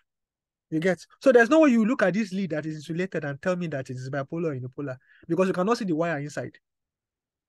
As in wire, as in proper wire. Hope we get it. So the carton should always be written in the carton. So they can't enter the exam and say, identify this, if this is bipolar or unipolar, then the person is a stupid question. Because you don't know the wire that is inside, the makeup. It's only the manufacturer that will tell you that this is on the carton. Or you check the code. And this code, you go and browse it online, because every code has a app to confirm if the electrode is bipolar or unipolar. So you can see how funny it is. So there's no way somebody will not drop in this in the exam and tell us if it's unipolar or bipolar. Then it's a demonstration of ignorance. Okay? Any questions? Okay, so the next statement I need to make here is that the reason why you have to have either bipolar or unipolar is that the circuit must be complete. for electricity to conduct. You must have positive and negative charge for electricity to conduct. Okay? So now the next question will now be, what's the benefit of unipolar over bipolar? What's the benefit of bipolar over unipolar? Unipolar leads, when they made them then, is that they are more slimmer. Their diameter is far smaller than that of bipolar lead. So in the first generation of bipolar lead they made, they were fatter. So they were not easy to pass through the vessels when you do it, passing it through the subclavian vein or axillary vein, because they were big.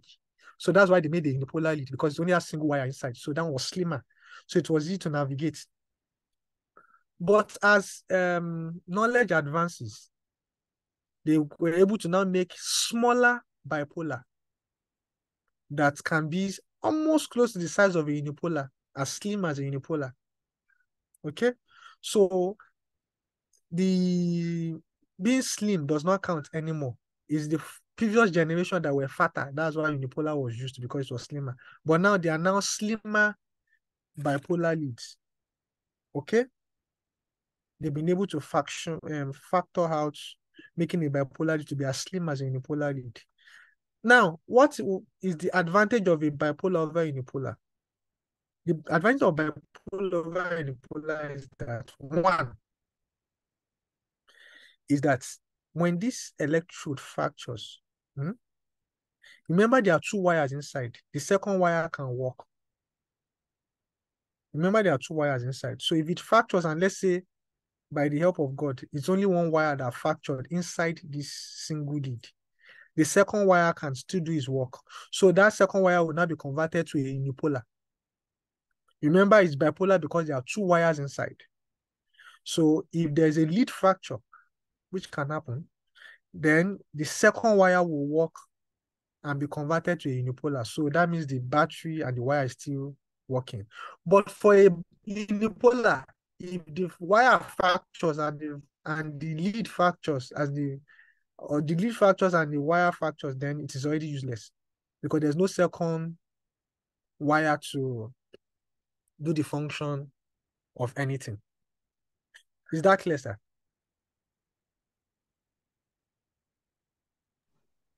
Yes, it's clear, sir. So, sir, what's the advantage of the unipolar over the bipolar? No, so as I said, a unipolar was, in those generations, it was slimmer, so it can enter the vessel well. That's why they first made the unipolar. So now they are not even making unipolar anymore, because they have now been able to make a bipolar that is as slim as a unipolar. All right, okay. Thank It you. was in those older generation, because bipolar are fat. Unipolar were slim, so it was easy to pass unipolar through a vessel than a bipolar. But Okay, so now when they are the able to make a slimmer unipolar with they are able to make a slimmer bipolar with this new advanced knowledge. So it can function like it can be easy to navigate like a unipolar. All right, thank you, sir. So when the unipolar fractures, that's all. That's all, because only one cable that's inside. All right, thank you, sir. But a bipolar can be converted to a unipolar if one cable fractures and the second cable is still working. All right, sir. Okay. Well, another importance of a unipolar to a bipolar is just for residents that are looking for pacing spike on ECG. I'm sure there will be many questions. Most of the time you say a patient has a pacemaker and you can't see a pacing spike. Abi? And we wonder, do the patient truly have a pacemaker? Yes, sir. Yes, Yeah, sir. so that's where a unipolar comes in. So the patient is in a unipolar mode.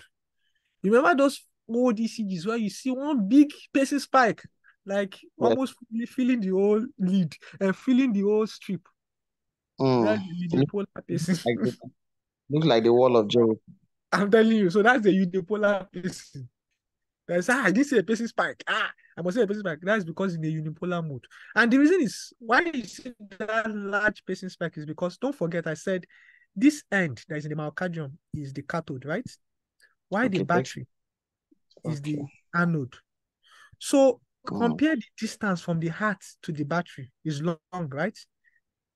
Yeah. The distance between the heart to the battery, meaning that, and you know that ECG is a summation of all the electrical activity happening in the Yes, heart. sir. Abi? So Yes, sir. if the negative charge will travel to meet the positive charge at the surface of the body, the moment your ECG is going to record a large conduction, right? So that's why Yes, the sir. pacing spike is that big, because it's a large conduction. You are conducting far distance. It's called a far field conduction. You are conducting from the myocardium down to the battery, right? So it's going to record a far field conduction. That is why the pacing spike is that big. But for a bipolar, look at the location. The tip is the cathode. This ring is the anode. So the conduction phase is just this short distance, right? Yes, sir. So that's why most of the time you either see a tiny pacing spike, or you might never see a pacing spike at all.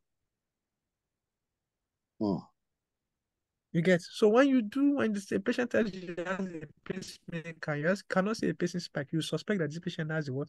Bipolar lead.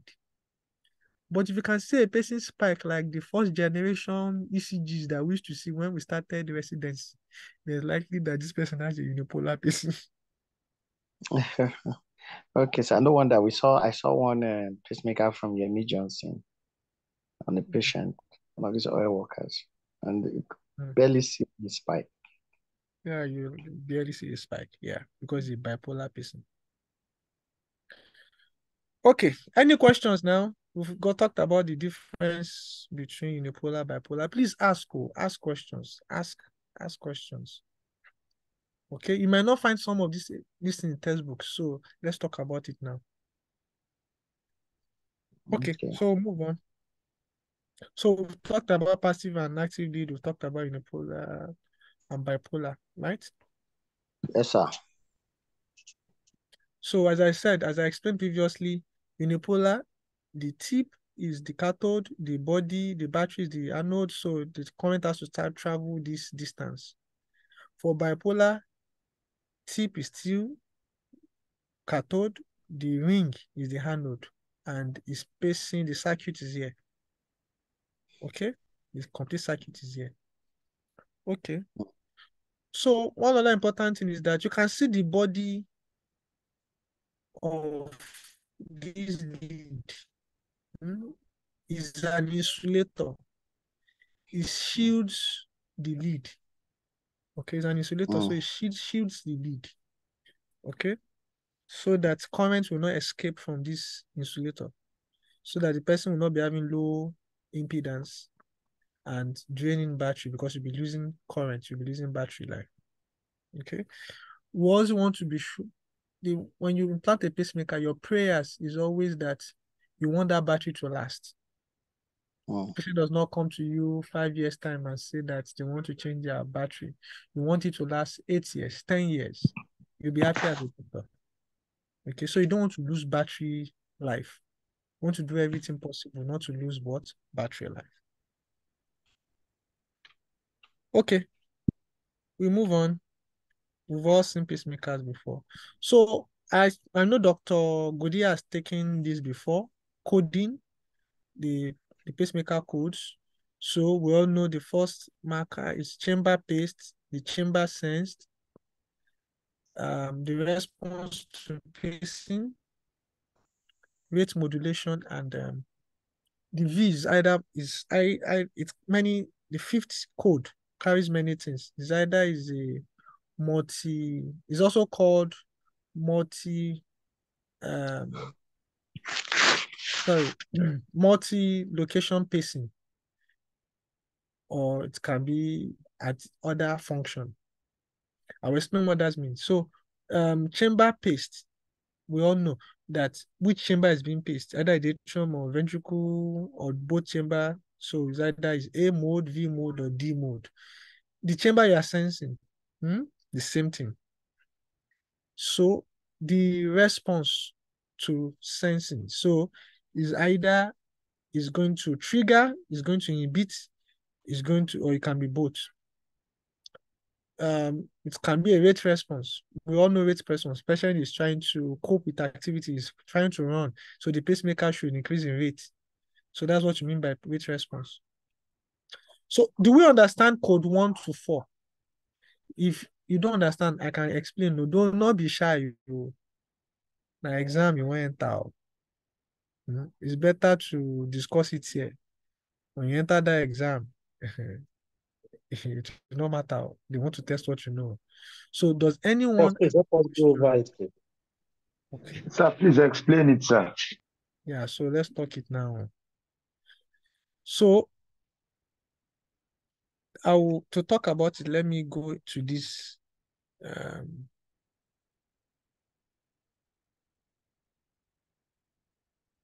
I'll go to this image. Okay, so can we see this image? Sorry, it's a very bad image. You get? Can we see this image? So you know that there's one lead in the ventricle, right? There's another lead in the atrium, right? Yes or no, sir? Yes. Okay, so there's atrial lead, there's ventricular lead. Now, so there's already a lead here. So if you pace this chamber, that means you are atrial pacing, right? If you pace this chamber, that means you are doing ventricular pacing. So let's say you have only one lead there. There's no lead there. So that means you are only pacing the ventricle. So that means a V mode. V. You don't have a ventricle, you only have the atrium. It's going to be A, chamber paced A. But we have lead in both, so that means it's D, because you are pacing both atrium and ventricle, right? Number 2 is that you can have these two leads and you so want to sense, because as I said, when you put a pacemaker, you want to be as sure as possible that you are not overriding the native intrinsic activity. You don't want to override it. So that means you should have ability to sense native intrinsic activity. So what we're saying in essence is that you should be able to sense the atrium if there's a lead in the atrium. You should be able to sense intrinsic activity in the ventricle if there's a lead in the ventricle, right? So that is what the second alphabet stands for, chamber sensed. Because at much of the time, you don't want to override the intrinsic activity. You want to save battery. You don't want the patient to become dependent. So you want to, as much as possible, sense intrinsic activity. So in essence, if you are sensing the atrium, that means the A, that's the second A, second alphabet. If you are sensing the ventricle, that is the second V. And if you are sensing both, then it's D. So the first thing is that we paste, the chamber we are pacing, either is the atrium, ventricle, or dual, D. The chamber we are sensing, atrium, ventricle, or both. Okay? So the third one is the third alphabet is the rate response. So I go back to this. Response to sensing, I mean. So response to sensing simply means that you want to inhibit sensing or trigger pacing. So inhibit simply means that if you sense atrial activity, then don't pace. Abi? Because I said most of the time you want to preserve native conduction, native intrinsic activity. So if you sense intrinsic activity, then don't pace, right?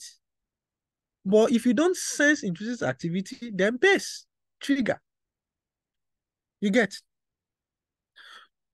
Now, that means that, let's say we have only one lead in the ventricle, that's the only lead, single chamber pacing. So the patient would have V here if it's only in the ventricle. And that means there's only one lead. That means the only thing you can sense will also be the ventricle. You can't sense the atrium because you don't have a lead in the atrium, right? So it will be the next V2, right? And if you are sensing and you want to inhibit person, if you sense intrinsic activity, then that means the person will have I. So it simply means that if you sense intrinsic activity, please don't pace. But if you don't sense intrinsic activity, then you can trigger, then you can pace. So that's why you call it a VVI mode.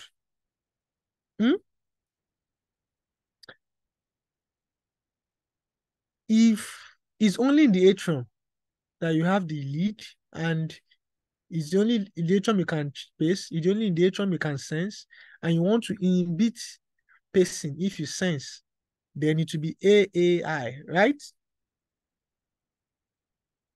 Dr. DB, Yes, is sir. it clear? Yes, Okay. yes, sir. We're following. Now, if you have in both, and you can sense both, and you want to inhibit pacing, then you have DDI, right? Remember, I've not Yes, sir. said DDD yet. So that I want you to understand the DI first. When you understand the I, you understand the D. I simply means that if you sense intrinsic activity, don't pace. Don't override the person's intrinsic activity. Okay? So we are pacing both chamber, we are sensing both chamber, and you want to inhibit if you sense activity, then is a DDI. Okay? Yes, sir. Where does T comes in? So you don't want to respond to sensing. You just want to trigger. Fire. I remember when I visited Jos, that was when the president gave them authorization to fire. So, sorry, Dr. Kobe, I just put you on the line. So, fire, it means that either you sense or you don't sense, just fire. That is trigger. So, it means that you are pacing, let's say you have single lead, chamber paste, chamber sense, and trigger, don't inhibit sensing. So that means you have a VVT. And if it's the atrium, the same, single in the atrium, then it becomes AAT. Are we getting it? Yes, sir. And if you have in both chamber, and you are still don't inhibit, just trigger, then you have a DDT. Okay? Now, if you choose a mode that says inhibit when you can, trigger when you can, then it becomes a DDD. It becomes a D. So D, dual chamber pacing, dual chamber sensing, second D, and you can both inhibit and trigger, another D. So that is a DDD. Is it clear?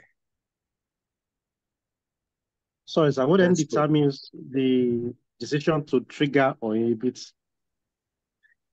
See, I'm not. That you inhibit when you sense, Abi? Yes. When you use a T without an I, that means that whatever you sense, just trigger. You get? You know, when they announce coffee and you don't skip to the coffee, and you can tell them that I'm not a criminal, I'm not a criminal, but they've told you coffee, and you don't, they just trigger. Abi? Yes. But on a normal day, if they see you in the daylight, they will know that you're a doctor. Abi? And they will inhibit trigger. But now they saw you in the night, even though you are claiming that you are sensed as a doctor, you're showing, but you are passing in the hunger hour and they have order to trigger, they will trigger. You get that, sir?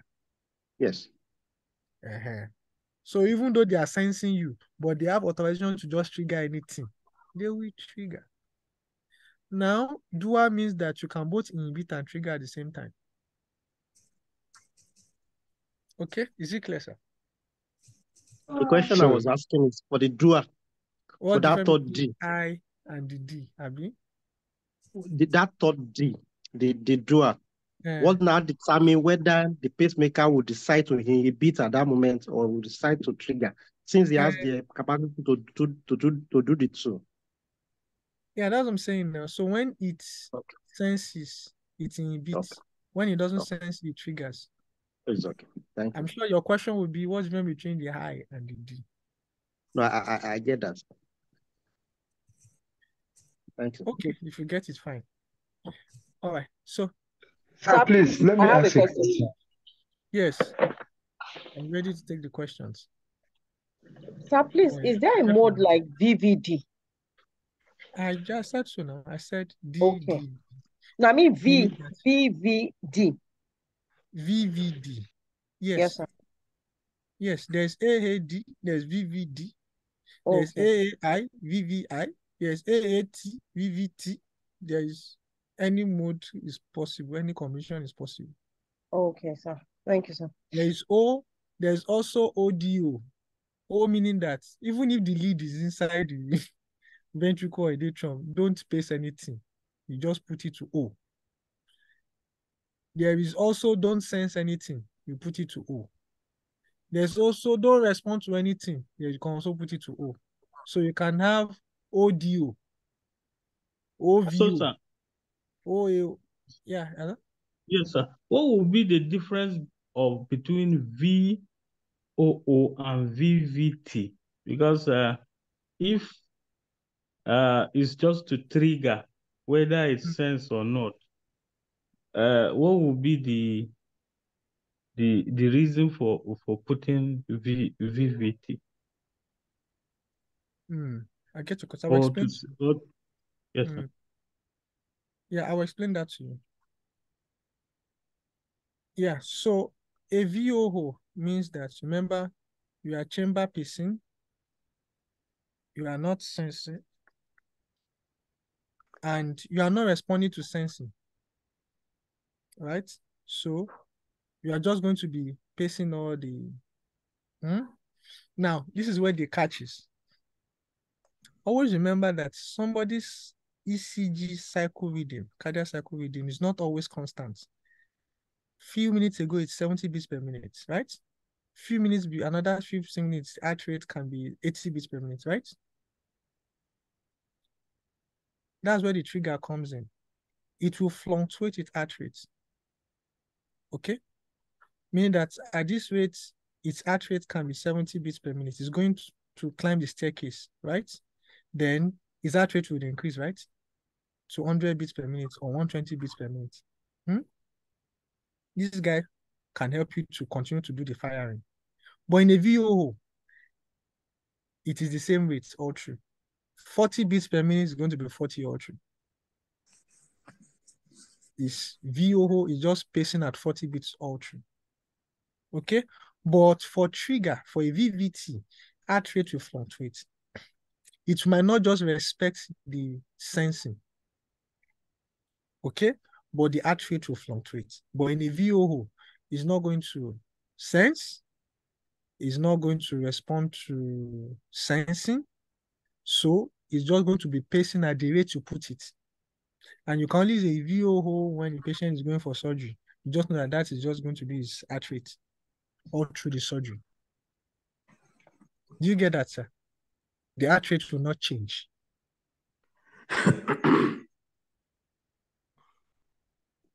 Dr. Godia, I need to be showing Yes, this. sir. Yes, sir.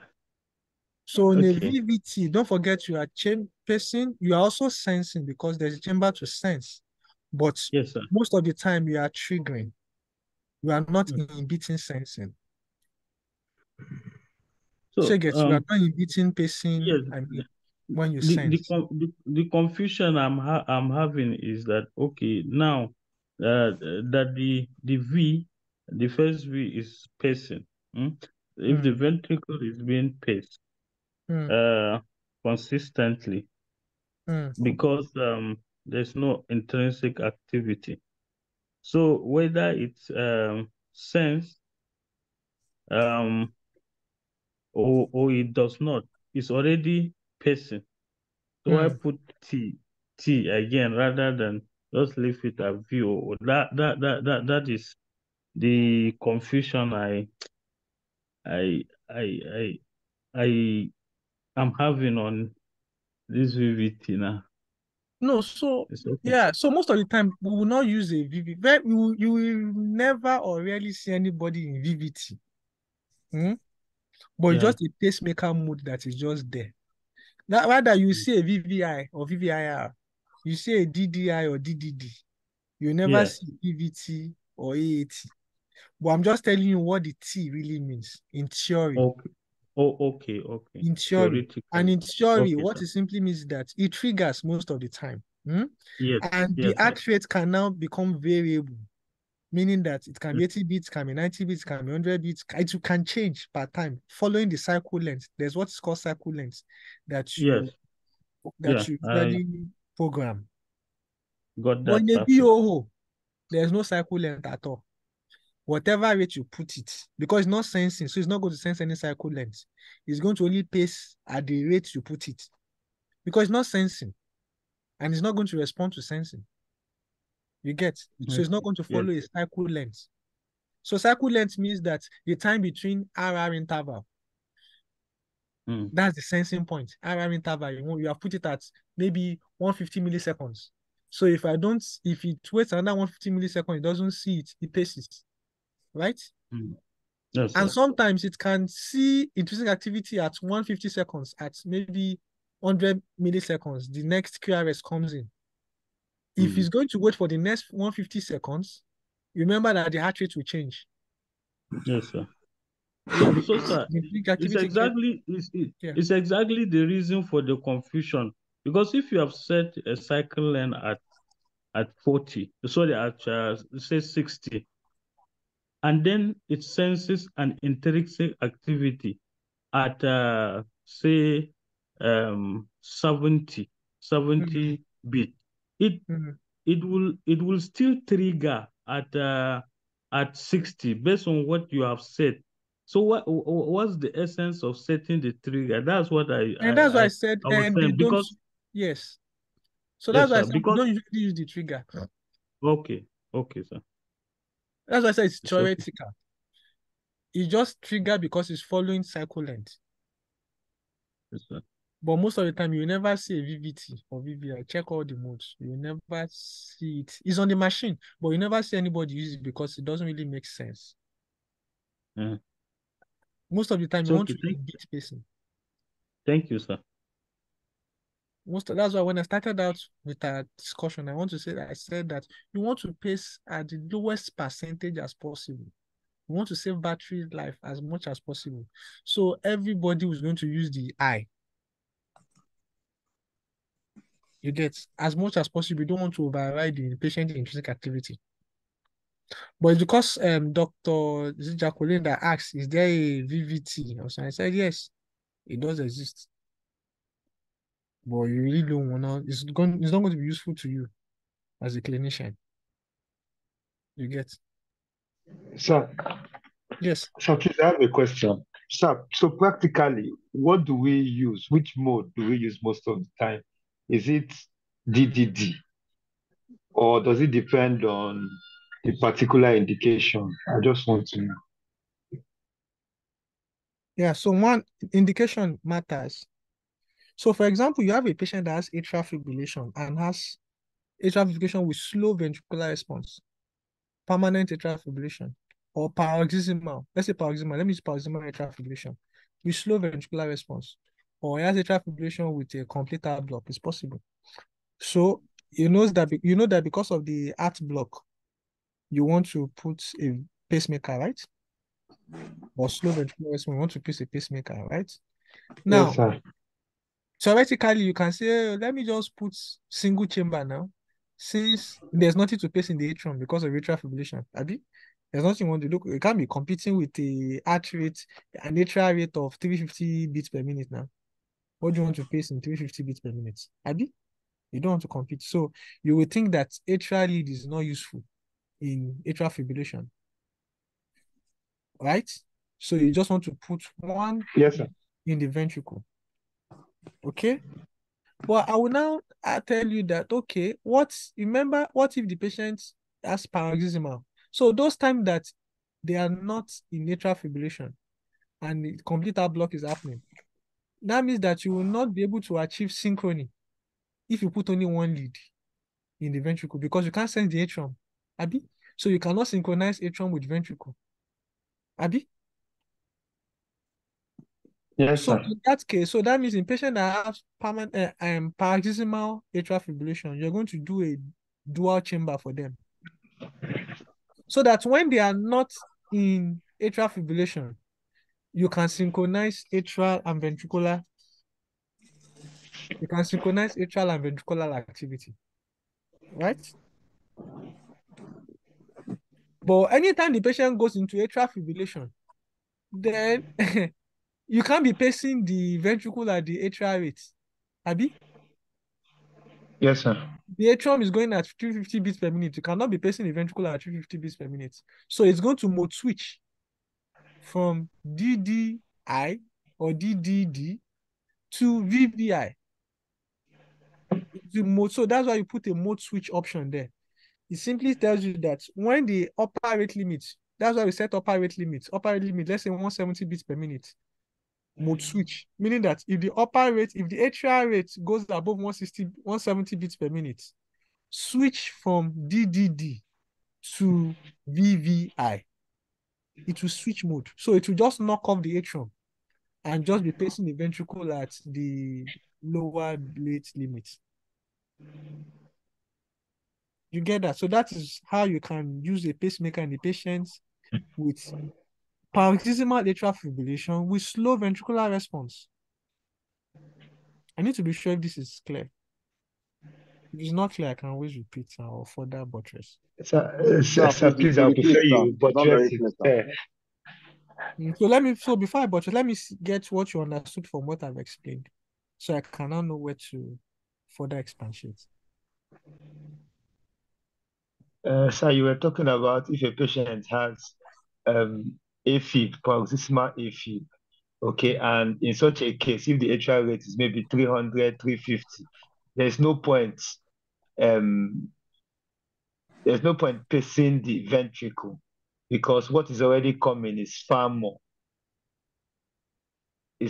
than the what's already coming from above is already far more, so you don't have to pace the ventricle. So what Okay, no, that's not what I'm actually. I need you to get it well. So if somebody has atrial fibrillation with complete heart block, I want you to let's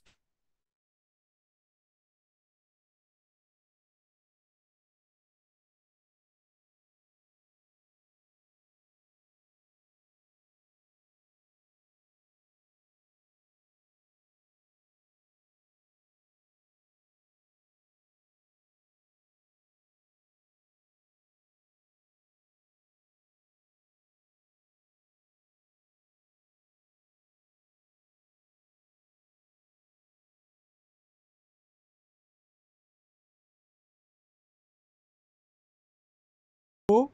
What if I now put one lead in the atrium, one lead in the ventricle, so that when the patient is not in AFib, I can coordinate atrium and ventricle together by the pacemaker. Are you getting it? Then when the patient goes into atrial fibrillation, atrium is running at 300 and something, then I can switch the mode. The pacemaker can switch mode from dual pacing, because there's nothing to be pacing the atrium if the atrium is running at a rate of 350 now, Abi. So we can switch the mode from DD, atrial dual chamber pacing, dual chamber sensing. You can switch it to single chamber pacing, single chamber sensing. That means you can switch from DDD to VVI. Yeah. When it's in AFib. But when it comes back of AFib again, and now in the is it now correct, then it can switch back to DDD to coordinate atrium and ventricle. Yes, sir. You Yeah. get, because if the Yes. atrium is pacing at 350 will you be telling the pacemaker to also be pacing the ventricle to start following the ventricle at 350 also? No, no. Abi? No. So that is why So, you sir, have to You put face the that ventricle separately at that point where at the that atrial rate is point. so yeah. Exactly. So that's what you call the mode switch. Switch the mode from dual chamber pacing to a single chamber pacing when you are in AFib. So you'll have put it there. When heart rate is above upper rate limits, 175 or 170, turn on mode switch mode. Mode switch, then you can select the mode switch you want. Switch from DDD to VVI. You get? Yes, sir. So that's why not important for the mode switch. Prof, why not DDI? That means when somebody's in atrial fibrillation, you want to also be pacing the atrium again, DD. You look at the word you said, DDI. That means when the atrial fibrillation is in 350 beats per minute, you still want to be pacing the first D means pace both chamber, Abi? Yes. So Yes. if it's having an atrial rate of 350, what rate do you want to be pacing the atrium? Is having atrial rate of atrial fibrillation at 350 beats per minute. So what rate do you want to be pacing the atrium in the D? That means SD. Sorry, the atrium will be sensed and The then first D, you it will said DD inhibit. high. First D means chamber paced. Abi? Yes, sir. Yes, sir. So what rate do you want to pace the atrium at that time when the heart rate is 350 beats per minute? Because you said D. So that means that the first D means pace. Abi? Yes, the chamber pace. And But so what if pace do you want to pace at when he's if having atrial fibrillation? You have not gotten the question. Patient has gone into atrial fibrillation of the atrial rate of 350 beats per minute. What yes, should sir. the first D do? The first D, remember I said DD high. What should the first D be doing at that time? It will inhibit the person because the chamber will be sensed as having a rate or it will sense those atrial activity at that rate and it will inhibit the person. And so what does DDI mean?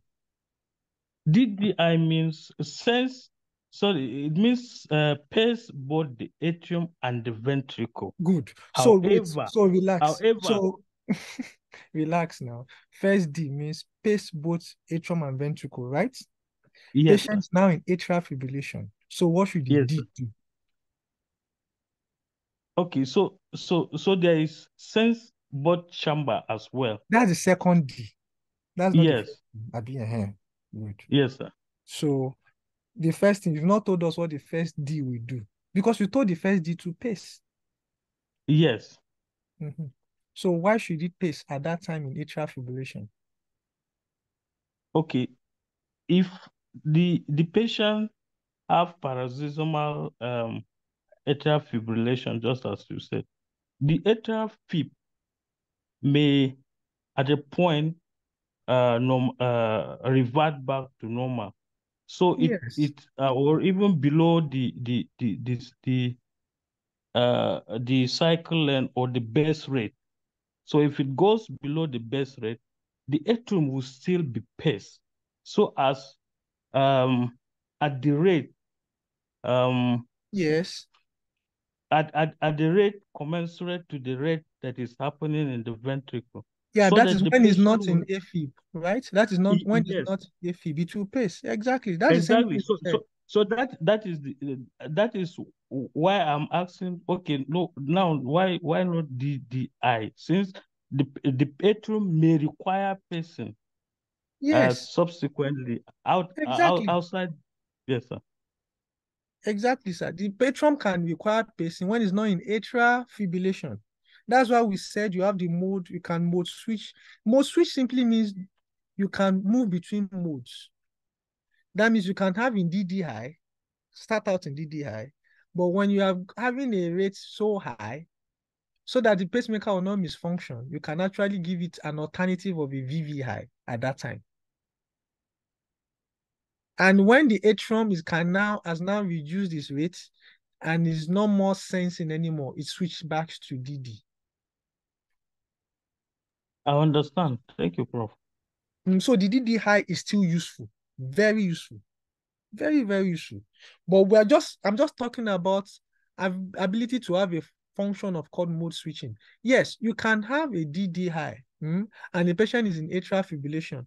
And when it's in atrial fibrillation, it won't pace because it's going to be inhibiting. The high will be functioning, just be inhibiting all through the atrial fibrillation. You get? It's a good option, okay? But to buttress the meaning of mode switch, it's best to say that it can shift between one mode to another mode. You get? And Yes, sir. it can switch to the second mode. It can switch back to the first mode. There's an option for mode switching. So DDI can work in atrial fibrillation time that the eye will just be inhibiting from pacing.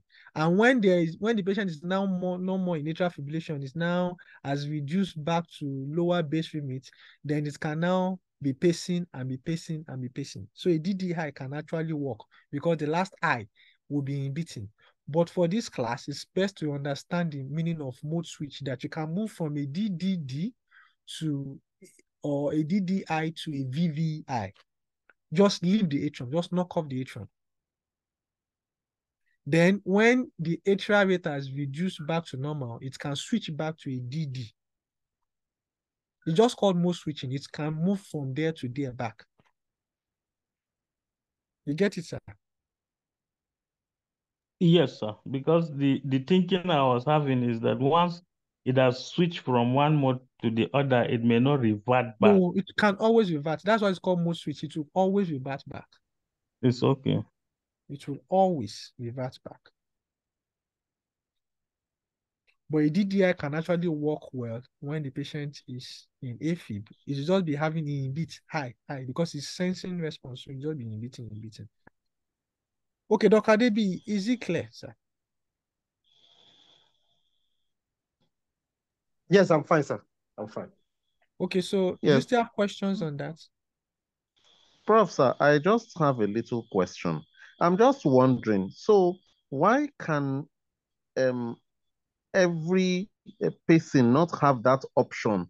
Like this one that is the third, this thing that is dual, it can inhibit and it can also trigger.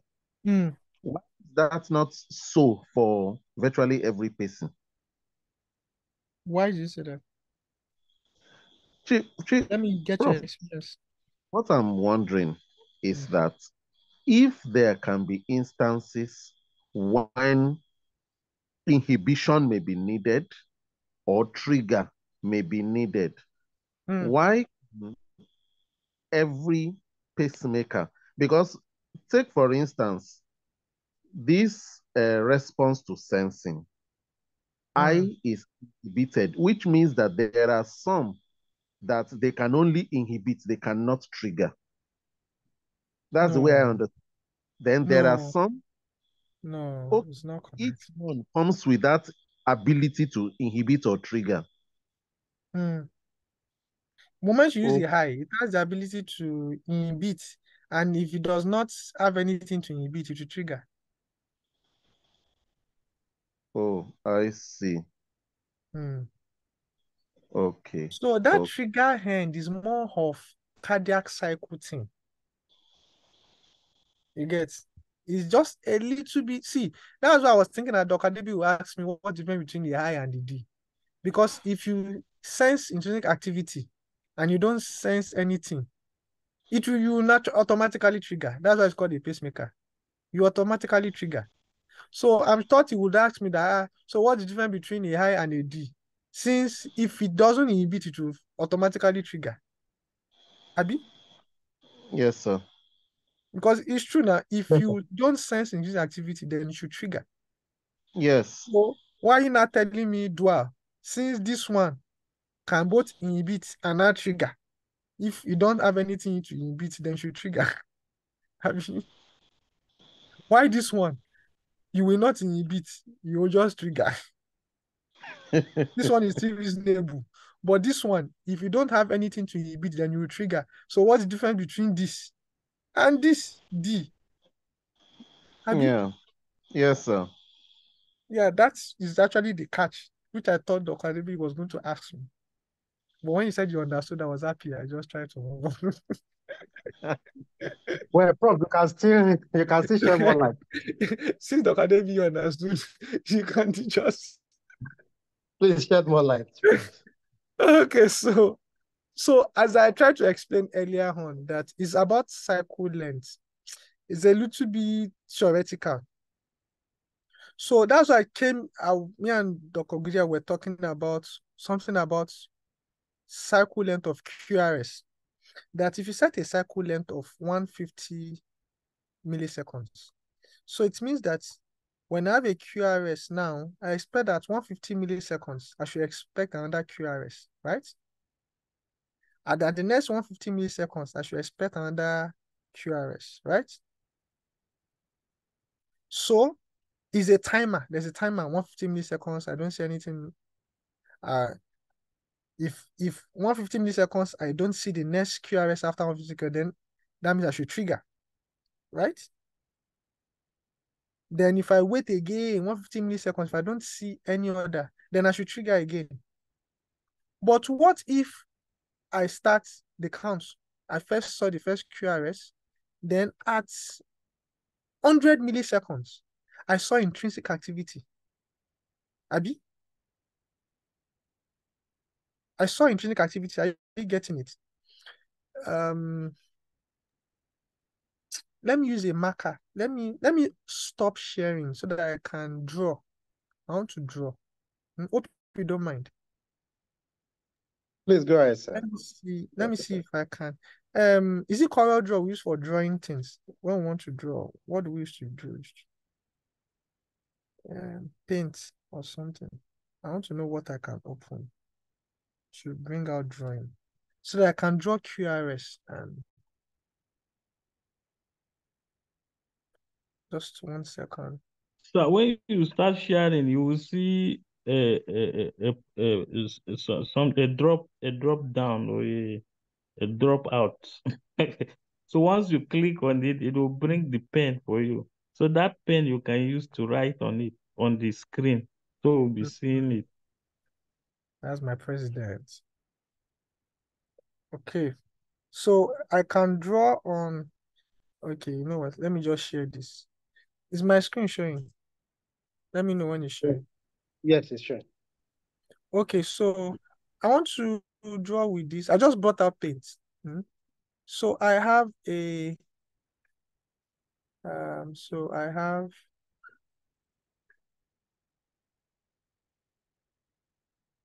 this is P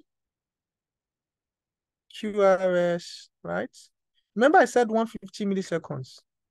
T. All right, so I'll wait 150 milliseconds. I saw a P, a QRS, then a T, right? Now let's say at moved, I've gone beyond 150 milliseconds. So I'm supposed to see something. Let's say this is the 150 milliseconds. I didn't see anything. Then the pacemaker will have to trigger. Okay? Then I'll see it will trigger the QRS. Right? It will look broad. Right? Then abnormal T will be there. So let's say I waited for 150 milliseconds and at 100 milliseconds, I saw intrinsic activity. One. So the pacemaker is now meant to reset another 150 milliseconds from this time. From this time, so this is 150. Oh, sorry.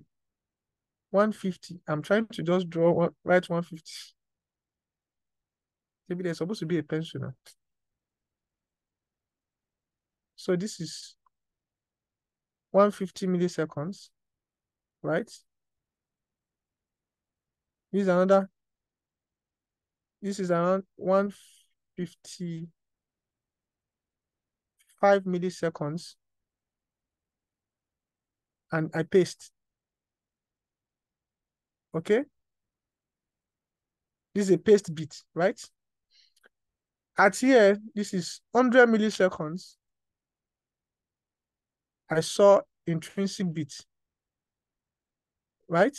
I saw this intrinsic beat at 100 milliseconds, okay?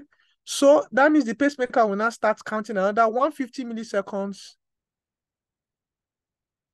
from this place, right?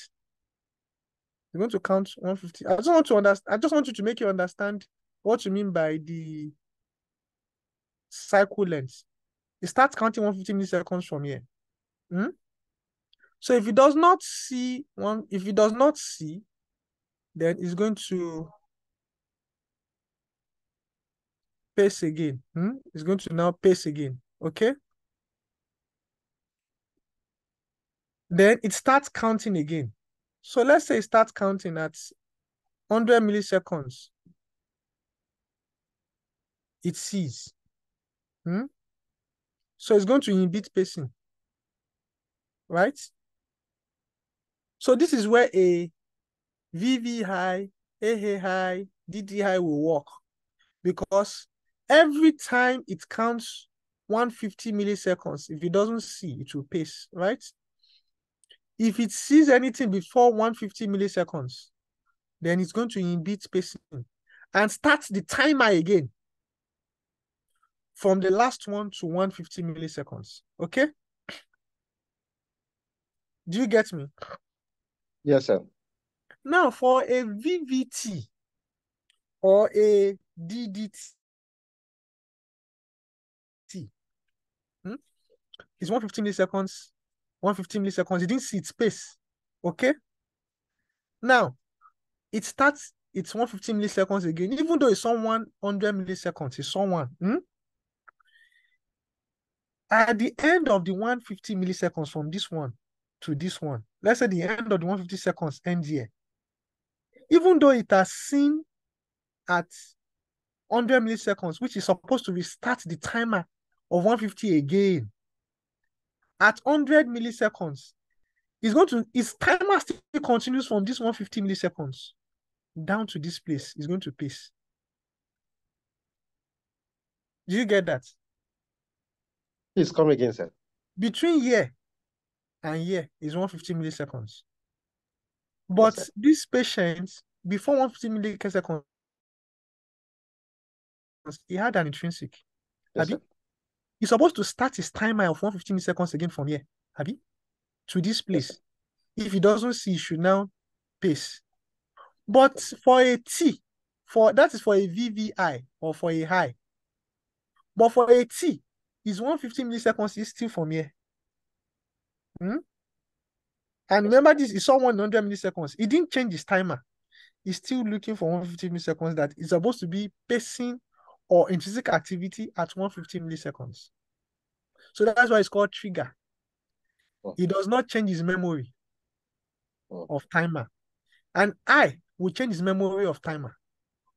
Now 150 milliseconds, he saw something at this place. He's just going to change the cycle length and count another 150 milliseconds before he decides. If he doesn't see anything, then it's going to trigger. Do you get that? Yes, sir.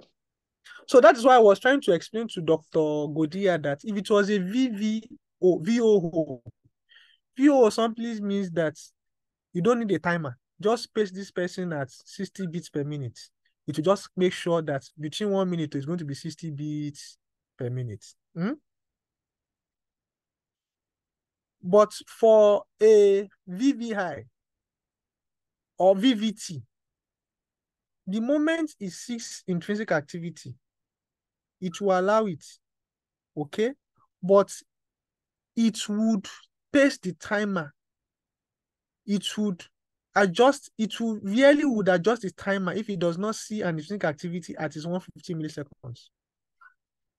So a VOO would just have the stable time, but a VVT would have the same.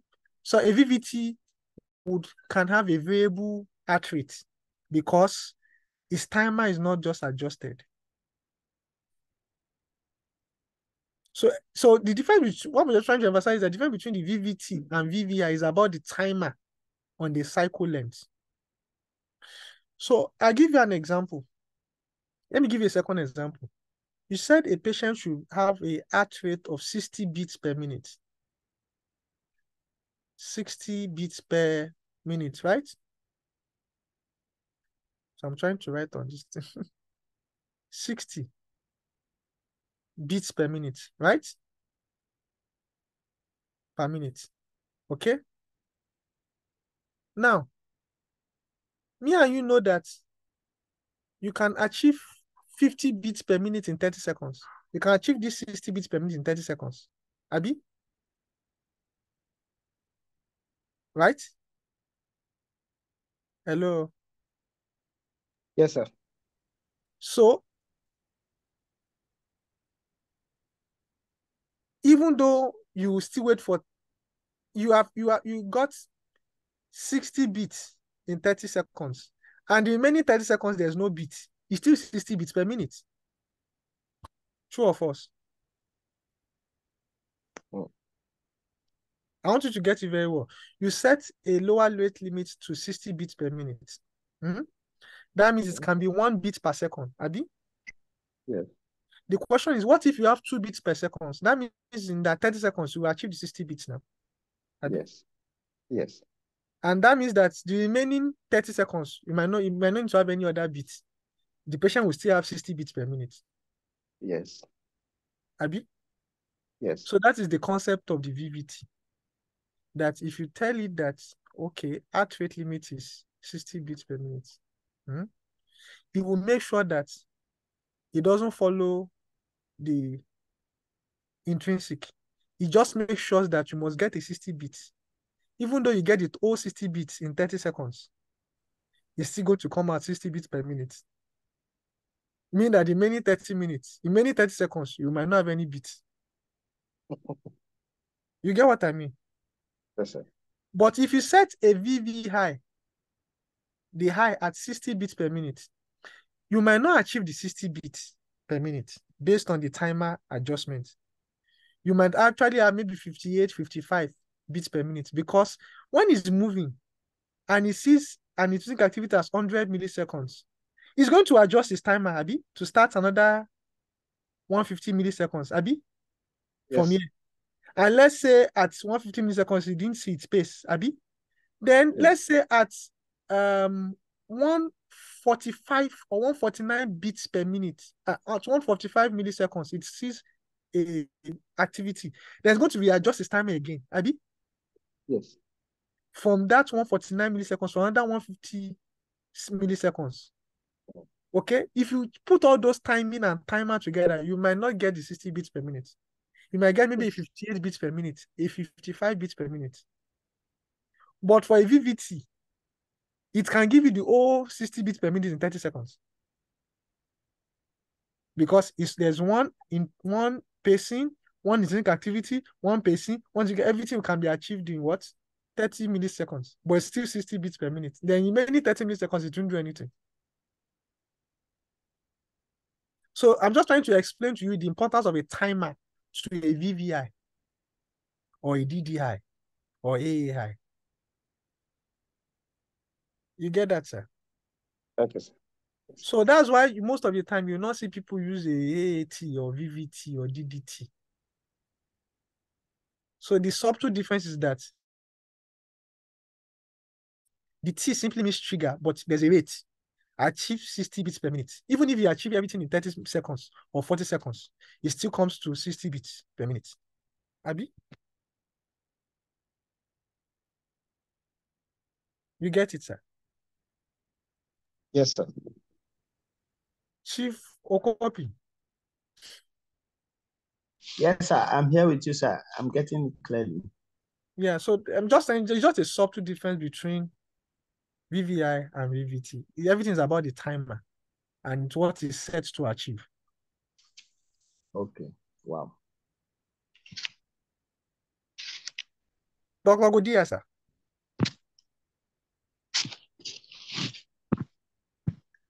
Yes, Prof. Any questions, sir? Well, with you, sir. Fully alert. I'm following the discussion. You know, you're a professor of pacemaker. Any other questions, though? Yes. Thank you so much.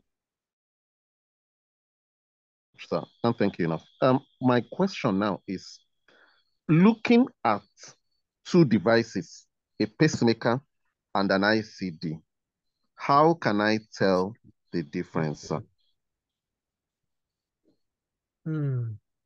Okay. If One, we put two devices on the table, how am I going to be able to identify a pacemaker?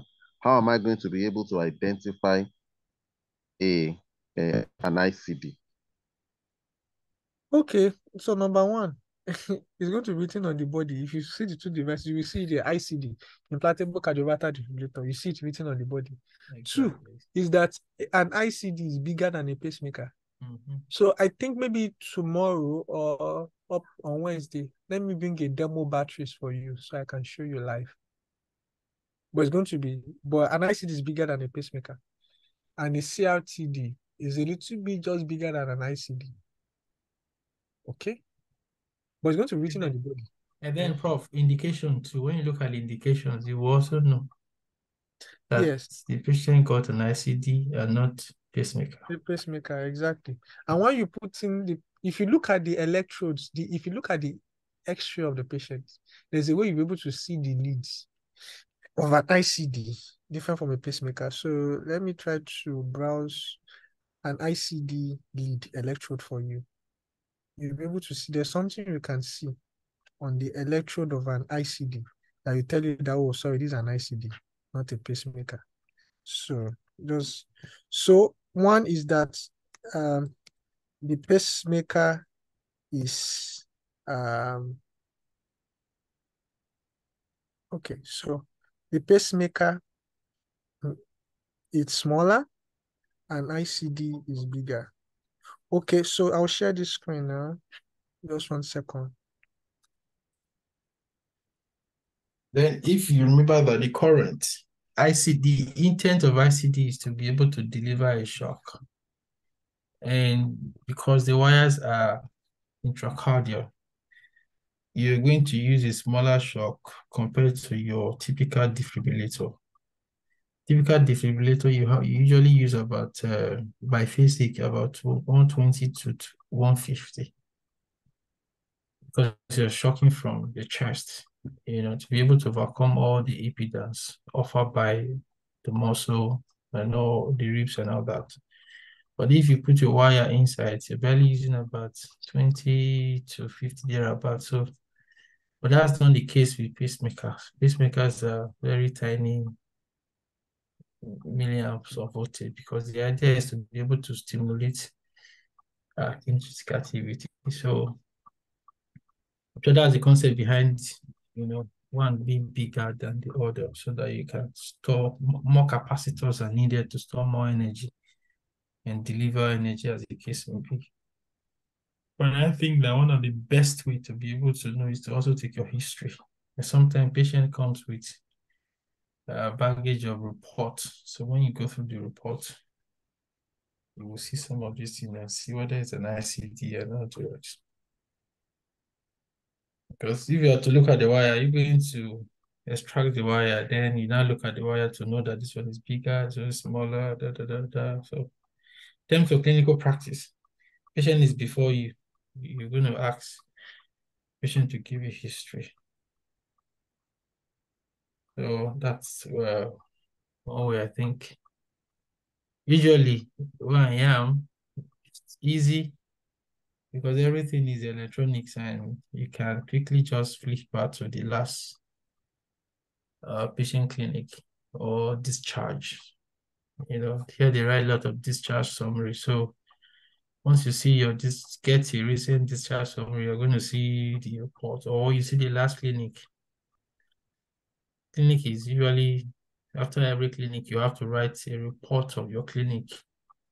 You send to the GP or you just keep a record of one. So it's usually easy. Even without having to look at anything, you can just see the past report of the patient and see detailed thing that was done for the patient. So it's easy to identify. Okay, thank you, sir. So what it actually also means. Okay, sorry, sir. Okay, sorry. So I wanted to show you something. Okay, I'm going to share this. Sorry, let's stop sharing. Let me share this. So I just brought something online to make it easy for you, because sometimes you might just be in a diagram, especially where we practice, and you're trying to. Oh shoot! You can keep asking your question. I thought my screen was. I'll just keep sharing this. So. What I'm just saying is that, so looking at the concept of trigger and the concept of shock is just like a difference in the voltage of current path. That's just all. Okay. That's just all. Shock your delivery a higher current. And in fact, if you are to deliver the current intracardially and on the chest as per defibrillator, it will differ. So for ICDs that deliver shocks, you use lower current, about 30 to 50 thereabouts. That's what you use. But if you are to deliver the current as per from the chest, in terms of defibrillator, you usually want to give 1 to 150 biphasic shock to the patient, because you need to overcome all the impedance that will be posed by the chest wall. So trigger is the smaller current millivolts, very tiny millivolts that's able to initiate usual electrical activity. So you're not shocking, you're just stimulating the cell to initiate an activity. So I'm sure that's what they use the word trigger. You just trigger, electrical current if there is no intrinsic activity happening at that time. So you can do that. Like a patient I saw this evening, someone who had, Prof, if you are ready, you can let me know. Yeah, sure. A patient that was saw this evening, she's 6 years old, about 4 days ago, put in a pacemaker. But the moment we inserted the pacemaker, the next day, started having palpitation and seemed to have worsened. Then came to the emergency department today. So we interrogated the pacemaker. We realized that when the pacemaker was inserted now, it's been pacing about 9%. So we actually inserted the pacemaker because the patient had tachycardia syndrome. Sometimes it goes on bradycardia, sometimes it goes on tachycardia. Now apparently the patient is got an Apple wristwatch. So Apple wristwatch is able to alert him that your heart rate is going high, your heart rate is coming down. So it's having bradytachy syndrome kind of. Then we fix on Holter, 5 days Holter, and we recorded about a 6-second pause.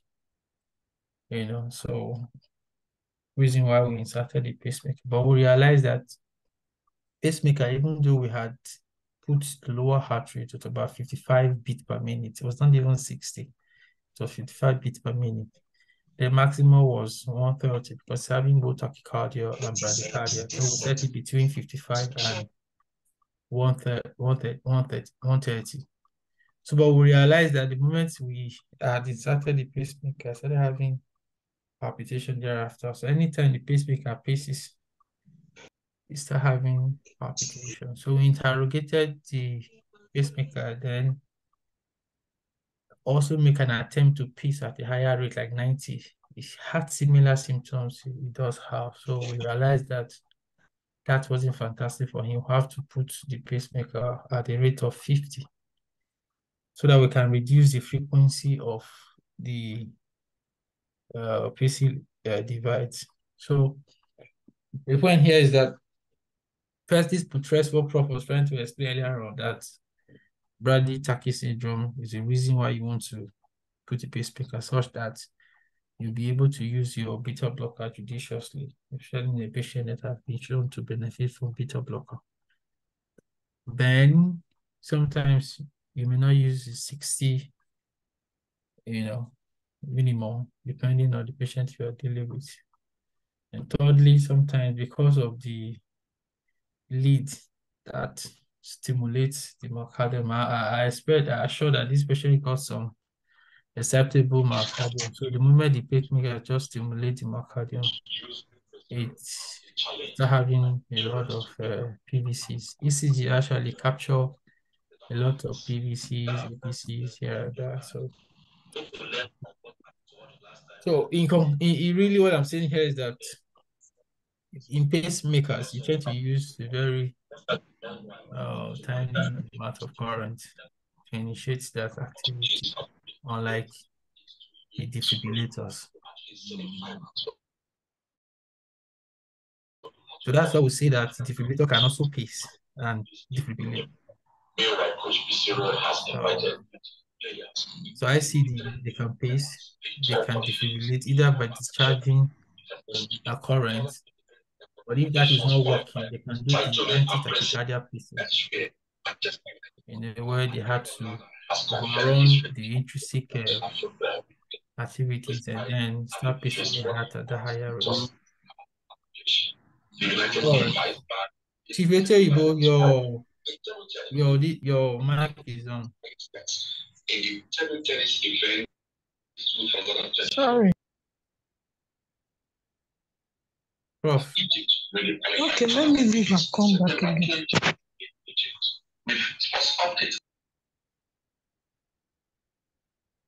Okay. All right, so I'm trying to share my screen. Yeah, I want to know if the screen is showing. Coming up, yeah, we can see it. Yeah, so Dr. Ajay, so hope you are with us, sir. Yes, I'm very much here, sir. So when you do an ICD for a patient, two things to look out for, especially in the most recent ICD leads. Their leads are different from pacemaker leads. So battery are bigger, but you cannot tell on an X-ray if the battery is bigger than that of a pacemaker or not. But there's something you can use to know. So you see this lead. You see this lead, right? So first, look at if you can see this thickness of this lead. You can see there's a difference between this and this, Abi? Yes, sir. Yes. So look out for this thickness. So that is what the defibrillator end. This is the defibrillator end. It needs to be thicker because you don't want it to lose energy. A lot of energy you want to shock a patient, as Dr. Kweki said, you want to use 35 joules. That means you need a strong wire, Abi, to allow the electricity to pass. So it's just like the wire that comes from your transformer is different from the wire that comes from your pole when you're taking it to your house. Abi? Yes, sir. There's difference in the thickness. You cannot use the wire from the transformer to now put the bit one from your pole to your house. And the one from your and the one from your pole cannot be the same one you put for charging your phones. We're just telling you that there have to be difference in the wire. Yes, sir. I understand. The integrity of the wire. So we're just saying that if you're going to get an ICD that was going to discharge currents, large voltage of current, then you need a current like you need a wire like what the transformer wire. You know what I mean? That's what Dr. Kweki was trying to explain, that it's going to discharge large current. So you need that great insulator that will conduct with good thick wire that will conduct the current. You get that? Yes, sir. You're looking at at a pacemaker. This is a pacemaker. I don't know if you can see the second picture. I can see it, sir. So did you see that integrity? No, it's not there. This looks uniformly Exactly. thickened. So so if you are not sure, just ask for an X-ray. There's a way you will see it on the X-ray. I'm able to tell if it's a pacemaker, if it's single chamber, dual chamber, There's a way you'll be able to tell if it's an ICD, if it's a single chamber ICD or dual chamber ICD, or if it's a CRT. There's a way you will see it on the X-ray that you will know that, madam, like this is a single chamber ICD now, because you cannot see any other lead going into the atrium. Abi? Yes, sir. And I've already showed you. So this SVC core, this thick one, some generation of ICDs don't have it anymore because they found out that it affects when they want to extract the ICD. It usually causes SVC stenosis, occlusion, or subclavian occlusion because it's so thick, it's occupying space. So there can be endothelial injury and all that, and fibrosis, and cause SVC syndrome, SVC occlusion syndrome. So most new generations now don't have this thick segment. But this segment, they will surely have it. Okay. Because this is where you will be discharging the current. Okay. You get? Thank you. So look out for that. Okay. So as I said, you can have CRTs. So for example, I don't know if you can see this clearly. Let me try to visit that site. The site can come up. You know that this one is dual chamber pacemaker. No stories. Yes, I can see an atrial and ventricular. So I'm just trying to browse to see if image can pop up. Yes. So this image has popped up. Sorry for taking much of our time. Chief, we are the one that should be thanking for making out the time, sir, not the other way around. So I'm just browsing the site just to show us what the CRT will look like. I think this site has the CRT. Just 1 second. Well, do you know that this one's an ICD? A single chamber stick, right? Yes, sir. Okay. Yeah, so see this. So we can first see that there's one lead here, right? In the atrium here. Yeah. There's one lead here, going down. Yes. Another one running along the border of the border. So that's the LV lead now. So you know that this is CRT. Okay. And if you look at these pockets, you will see 1, 2, 3, right? Yes, sir. This is where they have screwed it into the battery, right? So you know it's a CRT. So for this, the question you can ask yourself is that, is it a CRTP or a CRTD? Because that's the question. The patient can actually ask you that. I did this thing in UK, but I can't remember because I had a patient like that, 70-year-old man, who did it in 2011. And she was now asking us if she got a CRTD or a CRTP. So there's a way you get. So there's a way you would know. Defibrillator. Yeah. This is a CRT. This is a CRTD, Abi? CRTD now, Chief. Look at the Yes, tip. because you can see the defibrillator lead there. Exactly. Yes. So you get. But it can also, a CRTP would be, if they don't have a defibrillator lead. You see that? You don't have a defibrillator lead. It should just be normal pacing lead that will be inside there. Okay? Yes, sir. So, yeah. So, sorry, Prof, sir. This other lead, the one that is the lowermost one that has the thickened defibrillator lead, where is it screwed into the septum, interventricular septum, or because I can see it's going close to the apex, but I don't know, is it at the apex of the right ventricle or is it at the interventricular septum? Dr. Ajayi, look at it very well. Where do you think this one is going to? Chief, this looks like septum. Look at your septum. What's in there? What is this side? Chief, that's that below this thing now. I'm sorry. This looks like, So yes. so if this is what diaphragm, Abi, Yes. what do you think this place will be? What will be sitting on the diaphragm? What will be sitting on the diaphragm? Interventricular septum or the apex of the RV?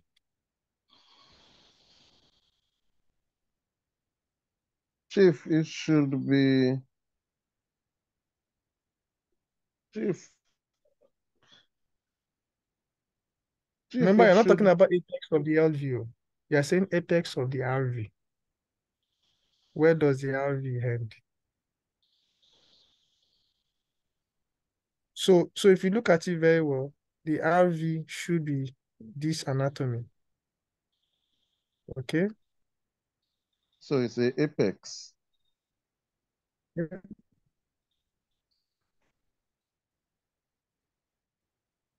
All right. Okay. Because if you septum, the LV just be, but this one is almost getting to the diaphragm. Yeah, like any small thing na perforate, go perforate diaphragm. Abi, Okay. Yes, sir. need to be looking down into the septum. Okay. Then, Prof, this other lead that is then running, yes, that upper one, is that the one that goes through the sinus to pace the left ventricle? Yes, corollary sinus. Exactly. So the Okay. one behind the left ventricle. Okay, great. I'm grateful, sir. I've got a better picture now. Okay, great. All right, so any questions? I can stop this share, right? Yeah, so any questions? I think we've had a fantastic day. Chief Godia, sir. I like hearing your voice, sir. Yes, Prof. That I boy is lawyer, sir. I salute you, sir. Well done, Prof. Is there any question from Alpha we've gone? You've made a lot clearer. So we can hit the ground running, sir. Like running to where this night, sir? Oh, copy international. Because I need to know where we are running to. So we still have 1 hour, sir. Okay. No, you said we should do this and start running. So when we are running to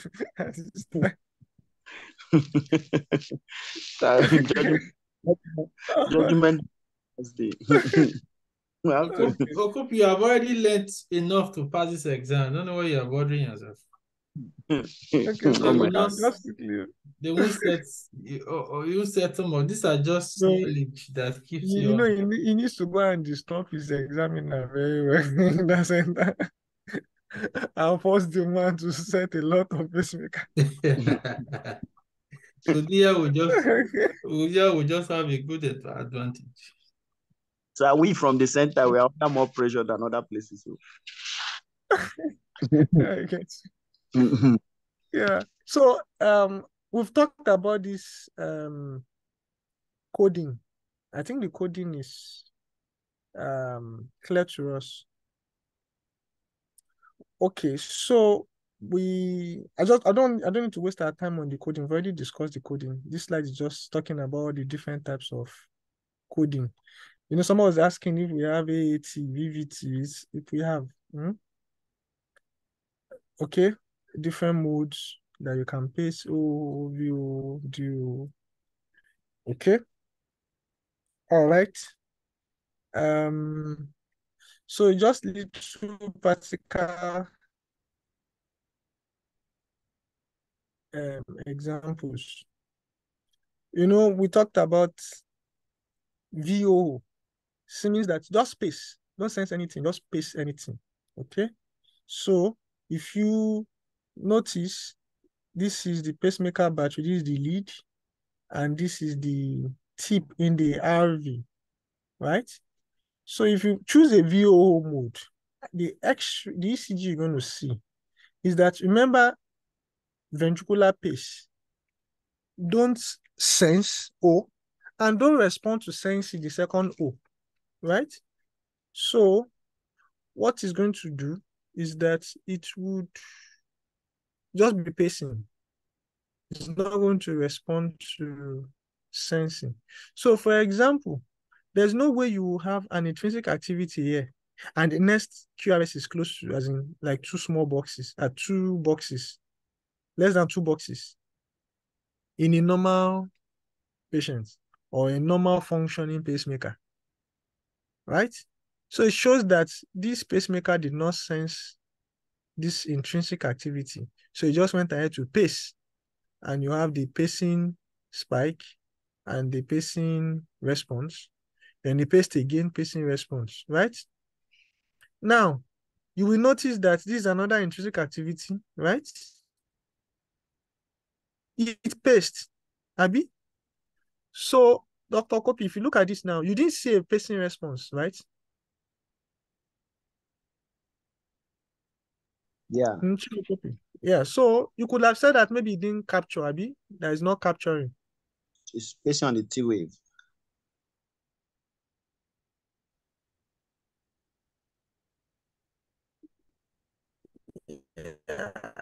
We could have thought that, oh, yes.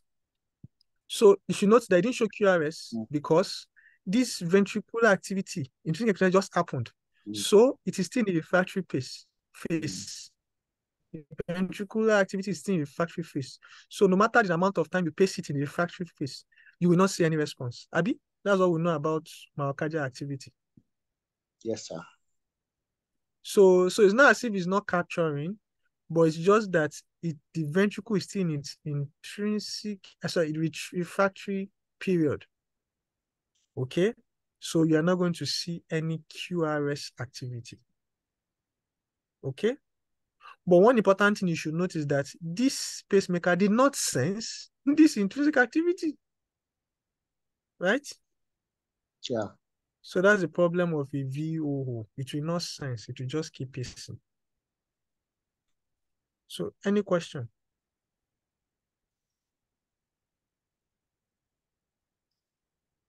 So, sir, example of, even though I know it, but example of, I don't know, maybe let me just think.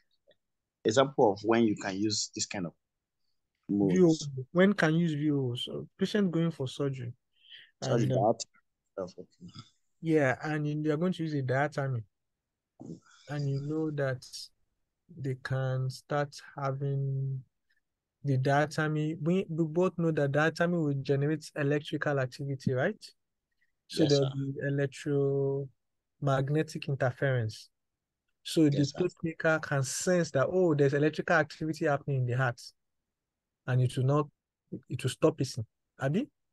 Yes, But sir. you won't know that it is diatemy electrical activity, not patient's natural cardiac activity. So the patient Yes, sir. can now just go arrest on table because it didn't pace. It was inhibiting pacing. Okay, so in those kind of patients, you just convert them to VOO. So you should not sense anything. You should not respond to sensing. Just keep pacing.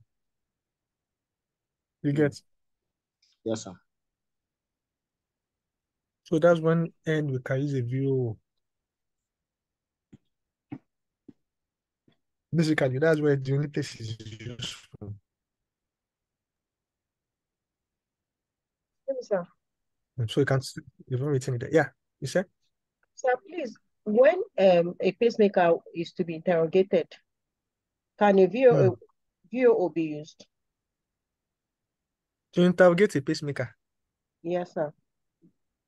No, you can't. Why are you interrogating a pacemaker in the VOO? Let me first get the pattern of your question. Why Okay, do you sir, want like to? Yeah. if a patient that has a pacemaker on and want to interrogate the pacemaker and want it to keep pacing, can we use the VOO mode? So when you are interrogating a pacemaker, it's still pacing at the time when you are interrogating it. Okay. You are just checking how it's functioning. You are just testing how it's functioning. You are not shutting down the pacemaker when you are interrogating it. I wonder what is just pacemaker check. or check Check. So you what's just check. the problem with the pacemaker. So you're not switching it up. Yeah, so it's not as if you are shutting down the pacemaker for if the patient is pacemaker dependent and you now shut down the pacemaker, then the patient will have to, the patient will not survive. Okay, sir, I was thinking that the device that is usually placed on the pacemaker the pulse Battery. generator. It's You called the said to wind. have this magnetic. Sorry, sir, it's called what? Wind. The One. wind. The Wind. one. That's Okay, the one. WAND. Okay, sir. Thank you. I thought it has this magnetic effect that it said it can Yes. cause like an interruption of the activity of the pacemaker. No, it won't interrupt it. Okay, sir. That one is not a magnet that interrupts. Okay. Okay. Yeah, it Thank can magnet, but it's not a magnet that interrupts activity. Okay. Okay. Okay, sir. For clarification, aside from these indications, when you are trying to reprogram the pacemaker, can you bring it back to VO before you start uh, setting them? And also, if Wait, I didn't get if that well. Before we bring it back to VO, before we start setting what? if you want to reprogram the pacemaker, for instance, it Yes. is it was there, but you want to reprogram it. Can you bring it back to VO or DOO or AOO before you now start setting the lower rate limit and the rest of them, input them?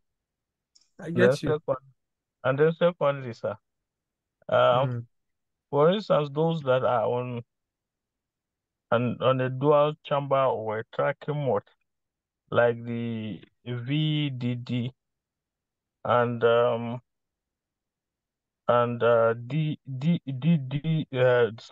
DDD, and then they develop either desynchrony, that is in case of VDD.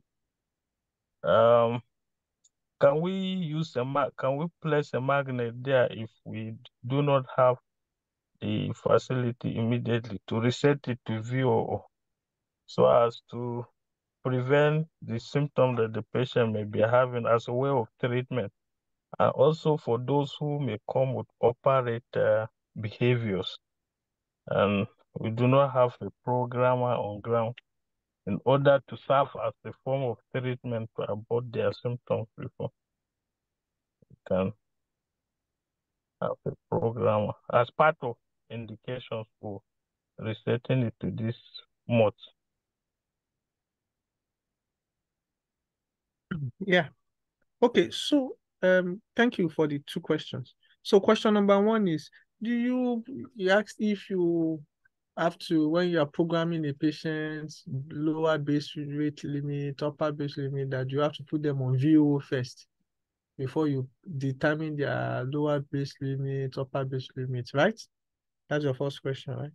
Yes, sir. Yeah, great. So I need you to understand that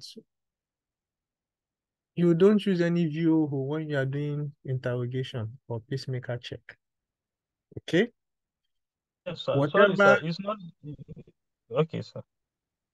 Okay, then maybe I should get you clearly.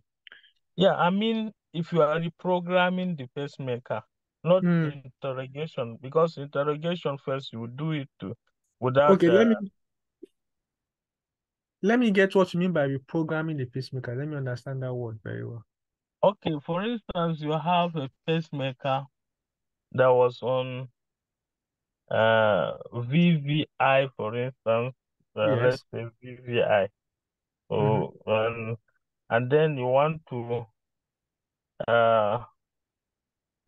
or rather, let's say DD. Yeah, let's say VDD, for instance. Then you want to reprogram it. Can you Reprogram it to what? Let me understand. reprogram it to VVI, or it was VDD. You want to reprogram it to VVI. Can you reset it back to VOO? Then you input the other figures and No. You reset the other timers to take care of Mm-mm. Mm-mm. the initial programming that was there. No. You don't need to change it to VO for any reason. If you are in let's say you are in DDI and you want to go to VVI or whatever mode, you just press it on the button. It's just a button. You just click a button. Bam. You don't have to go to VO because you want to change mode or because you want to set upper rate limit, you want to set a lower rate limit. It does not affect your mode. You just choose the base limit you want. I want 50 bits per minute. Go there, select is a click on the screen. Just select the click and choose the rate you want. Okay, go to the icon, upper rate, base limit, base rate limit. Go to you see the icon there, click on it and choose the rate you want. Bam. Upper rate limit. Go to the icon, choose the rate you want, set the rate. I want 150, I want 170. Click on it, bam. Then there's a place you now press program.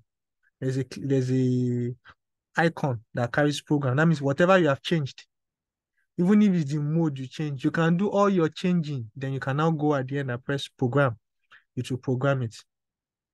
Okay, Again, sir. so you don't have to go to VOO to be, of course, you want to move from this program to that program, no. Or you want to change this rate to that rate, no. Just do any rate you want to do, choose any mode you want to choose, then press program. It should just automatically program everything like a computer. It's okay, sir. So I was thinking, based on the understanding I had when I was trying to read about this, what's it called, the temporary person, for instance. If you want to determine the sense rate, you start the person first, then the sensing knob, you keep on moving it until when it will not pace again. Then you move it back up till when you start seeing the person again. So at that point, it may be your threshold, the person threshold. So when you are doing that, the what's it called? The machine will be set first at VOO because you have not determined it will be pacing until when you keep on moving the knob and you are able to achieve the minimum voltage at which the person stop. Then you go back again until the person's restart. Then at that point, that I've not seen this thing, so that's why I'm asking these too many questions, sir. No, Sorry. no, Yeah. no. So you don't need to go to VOO mode for that. You can Okay. even do it on VVI mode. If it's not more pacing, you will notice it's not pacing now. I give you an example. You set a pacemaker rate at 70 beats, like you're doing a temporary pacemaker, and you set it at 70 beats per minute on the machine. Okay? I think I have a temporary pacemaker. So look at this. Right? So this is the rate. This is a temporary pacemaker box. Hope you can see the screen. Hello? Yes, sir. Yes, sir. Okay. So this is a temporary pacemaker box. 80 beats per minute, Medtronic. This is the atrial output. This is the ventricular output. Okay? The Yes, modes sir. And all that will be in this lower screen. If they switch on this button, you will see the modes. You can select mode. You can select sensing. You can determine. There are many other information in this axis, but it's not switched on, so you won't see it. So you can see when it is pacing here, you will see this icon will be turning green. When it is sensing, you will see this icon turning green. Okay? Yes, sir.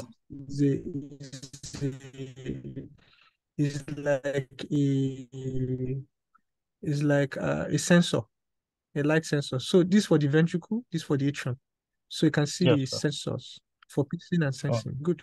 So if you set it at 80 beats per minute and you are determining the rate, the voltage or threshold, and you start this threshold that, let's say you kept reducing this threshold, you should be seeing on your ECG that heart rate is 80 beats per minute, right?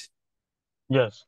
But when you now get to a threshold where heart rate begins to fall to 60, 50, 40, it tells you that it's no more capturing, right? Yes. Because you come up on your output so that you can capture activity back at 80 bits per minute. So it doesn't have to be a VO mode to do that. Okay? Okay. Yes, sir. The same thing you want to test sensing. All you need is just the VVI mode. If it's just in the ventricle now, and you'll be reducing your sensing rate. Sensing is inside here. It's the icon is not, and you're using this button to reduce it until you can sense or you lost sensing. So the way you lost sensing is when you now increase back. Let's say you were at 4 millivolts or milliamperes. We usually use milliamperes for temporary pacing, milliamperes. And you reduce to 3.5 and you do not see this green icon anymore for sensing. That means that the sensing threshold for this patient should be 4. You just increase it from 3.5 back to 4, then you see the icon, green icon again to tell you that you are sensing. Yes, sir. Okay. Yes, sir. Yeah, I think your second question was I can't remember the second question. Okay, if the patient come with or have lost synchrony on VDD, have lost synchrony, and is coming with symptoms. No, you don't have program. Sorry, you don't have this Okay, thing to using a reset. battery, using a Yes, magnet. can you use magnet to place there and reset it to VO? Yeah, so don't forget. So magnet will actually, if you put a magnet there, you set this patient to view. But I wonder how the symptoms will resolve if you put this patient on view. Because you're just pacing, you're not going to sense anything. You just keep pacing and pacing and pacing and pacing. Yes, You get sir. what I mean? Yes, So sir. if you turn so the question you ask yourself is that if you convert this person to VO, will it improve his symptom? Remember, you're not going to sense and you're not going to respond to sensing. If there is intrinsic activity, you just be pacing. So will these patients become asymptomatic if you're just pacing and pacing and pacing and not sensing its intrinsic activity? You need to be sure before you put that magnet. Yes, okay. You get what I mean? And Yes, sir. also don't forget that everything in medicine is not perfect. Because you put magnets now and patient goes on, the programming can revert back. Because magnets will not be there forever. You will not carry magnet on his chest throughout the day. Because if the magnet slip or removes, the programming can reset back to what you've set it to ab initio. You get what I mean? In Yes, fact, sir. in the theater, it said that when you put the magnet, you should strap it down with a plaster so that you'll be sure that it doesn't leave the head of the battery. So imagine if the patient comes to clinic, you put magnet and I think it's in view, then you think it goes up. Before it gets to his house, it will have resetted. You get what I mean? Yes, sir. Okay, great. So let's just, any more questions so that we can round this up? So I'll just take us through this. So we see this spacing spike, right? Okay, then you see this QRS, right? Okay, then you know that it's spaced again, so the QRS. But now you see this good intrinsic activity. You didn't see any spike. Then it sets its timer again to count, waiting for another 150 milliseconds. If it's 150 milliseconds anyway. So if it does not see, it's going to pace. Okay? So that means that it inhibited pacing when it saw this. Okay? And the number 2 thing is that we're only seeing pacing spike in front of the QRS complex. Right? So we're not seeing any pacing spike in front of the P wave. Right? Yeah. So it tells you that you're only pacing one chamber, right? Okay. So it's important that you know that it's only one chamber that is paced, and that chamber, when it senses intrinsic activity, it withheld pacing. Okay. So that can tell you that it has an inhibitory function and high with it. So spacing only one chamber, the ventricle, then it can sense that same chamber and inhibit pacing. Okay.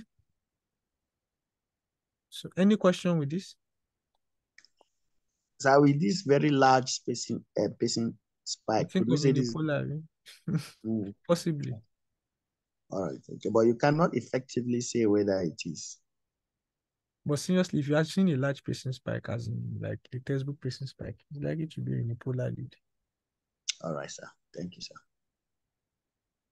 And that's the kind of one they sent to Nigeria. No, there's bipolar lead in Nigeria. They don't make unipolar anymore. Okay, sir. So don't harass our country. Okay, great. We can move on, right? Yes, Any sir. questions? So remember we said if the patient has a permanent AFib, you don't bother putting a lead in the atrium because there's nothing you want to pace in that atrium, right? Yes, sir. So if the person has a chronic or permanent AFib, just do VVA, just single chamber is what they will benefit from. So we can move on. Yes, Any sir. questions? So the same way plays out, the same thing plays out here. You have the atrial pacing. You have the normal QRS, right? The next native atrium, no pacing here, normal QRS, no pacing here. Then, yeah, you didn't see any P wave, right? So you paced, right? You see Yes, the sir. P wave. Then you see a normal QRS. Then you didn't sense any atrial activity again. So it paced. See the P wave here, you see the normal QRS. Then it didn't sense any again. Then it paced here. Because there's nothing pacing in front of here.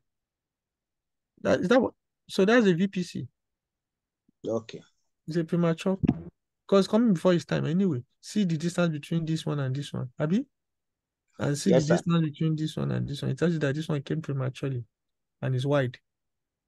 And you've not seen any pacing spike in front of the QRS. Yes, sir. All true. So it tells you the VPC. And since it didn't sense any atrial activity, it tried to pace for the atrium here. Okay? So we all know that you are only pacing one chamber. And when you sense activity in that chamber, it didn't pace. Abi? So that means it has a high component. Okay? And you are pacing in front of the P wave only. So that means you're only pacing the atrium. Abi? Yes, and sir. pacing the atrium. So any question on this? So you use this when the patient has SA node problem and has an intact AV node. But rarely we do AI anymore because we found out that patients that have SA node degeneration, they will soon have AV node degeneration. It's just a matter of time. Because the degeneration that have affected the SA node is going to progress to affect the AV node as long as you're not treating the degeneration. The pacemaker is not going to treat the degenerating node. Abi? So we'll just give them a DDI. Exactly. So rather than telling them to just have atrial pacing, because very soon now the AV node too will knock out. Right? Yes, sir. Okay.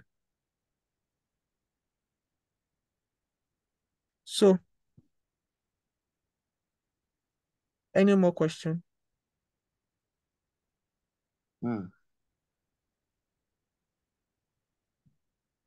So we can move on. Any questions? You can hit the ground running, sir. Okay. Okay. Okay. So this is the technical one. All right. So we have a nice P wave here. Sorry. So we have a nice P wave here.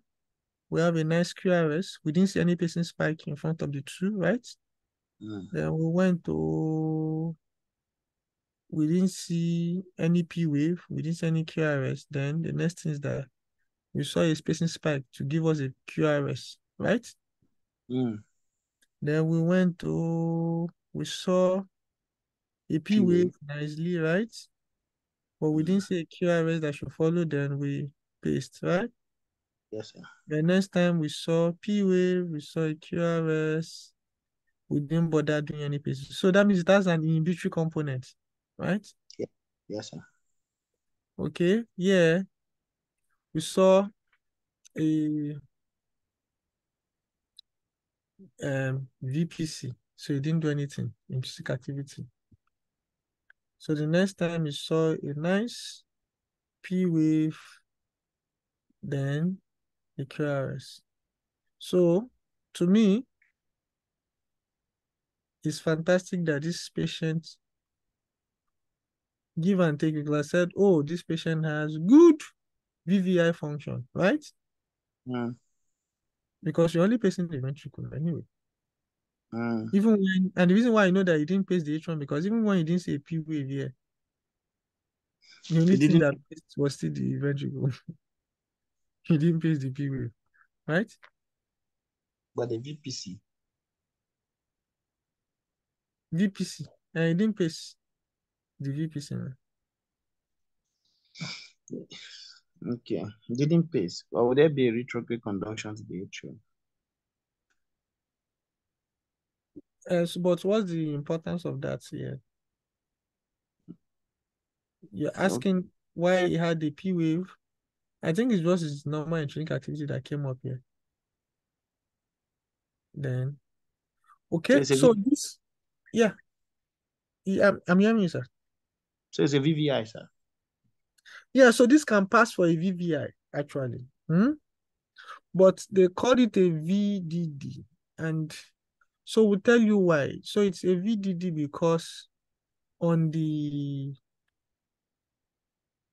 there's a special lead that you can pass where is it going to be a single lead?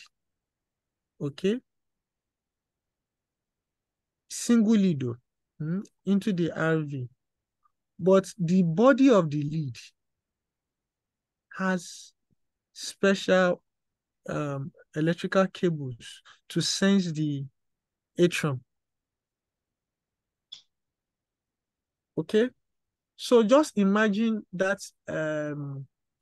ICD lead I showed where you have an SVC coil segment that is thick. Remember the ICD lead I showed? It's thick down here, right? It has a thick body up here. So just trying to say that the atrium, that same lead, the upper part of that lead can sense the atrium, even though it's not attached to the muzzle of the atrium. It's only attached to the ventricle, but that body can sense the atrium. So that is why it is dual chamber sensing. Because it's sensing both the atrium and the ventricle. Okay? You would not note that, but when you are doing program, you not know that from an ECG. But when you are doing programming, you will know. Because, how will you know? Because the patient has a single lead. On the programmer, you will see what is called AS. On the programmer, you will see what is called VP. So you will know that it is V pace, ventricular pacing, but AS meaning that it's atrial sensing. So AS means atrial sensing, AP means atrial pacing, VS means ventricular sensing, VP means ventricular pacing. So when you see on the programmer AS, then you also see VP, VS. That means that you know that VP means it's pacing the ventricle, right? Yes, sir. Yes means that it is sensing the ventricle. That means that that lead can pace and sense the ventricle, right? But if you are seeing AS, even when you did not see any AS, because at this place now, there's no atrial activity, so there's no AS here. But later, you still kept seeing, you didn't see AS, so, but you saw VP. It means that you should have seen an AP also, atrial pace. Yeah, when there's no. Because you didn't see an AS, but later you saw a VP. That means that there should have been either an AS. If there's not an AS, then you should see an AP. Abi? Yes, sir. So, if you don't see an AP, that means that it never paced the atrium, but it has ability to sense the atrium. Okay. So you will not know a VDD on an ECG because this ECG will pass for a VVI. But if you put this on a programmer, you will look for the AS, AP, VS, VP. So in this place, you will see AS, VS, right? But in this place, you will not see any AS, atrial activity, but you will see a VP. So there's no AS, but you're seeing a VP. That means that it didn't pace the atrium. Rather, you should have seen an AP because you didn't see an AS. You should see an AP here, but it didn't pace the atrium. So next time you now saw another AS and a VP. That means that it sensed the atrium. That means there's a lead inside the atrium sensing the atrium. Right? And there's a lead in the ventricle that is both pacing the ventricle and also sensing the ventricle. You get that, sir? Yes, sir. Yes, sir. So what I'm trying to say is that there are some lead that has the ability to pace the ventricle and sense the ventricle, and also has a body to sense the atrium, but it won't pace the atrium as a single lead.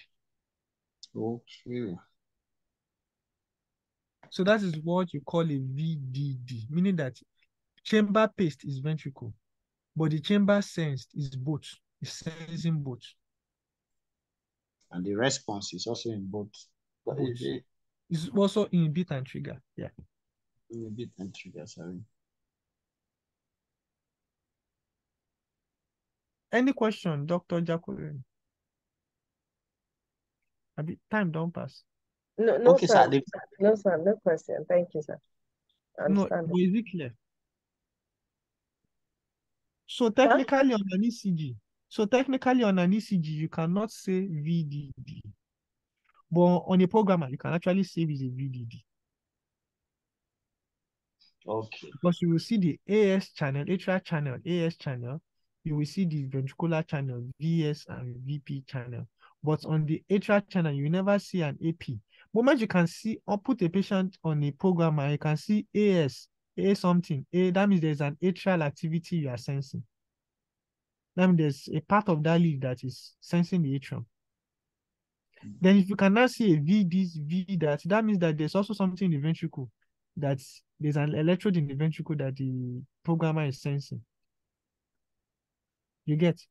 So if you can see AS, VS, then no AS again, but as in no activity, no atrial activity here, then you now see VP, then see AS, VP, that means that there is sensing of the atrium.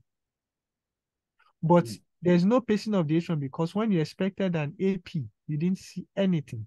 So that means you didn't pace the atrium. Okay? You get that? Yes, sir.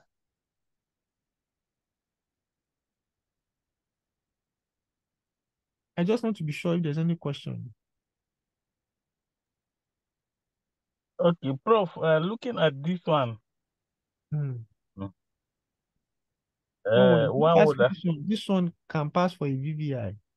yeah, But if you look at a programmer, you'll be able to tell this is a VDD.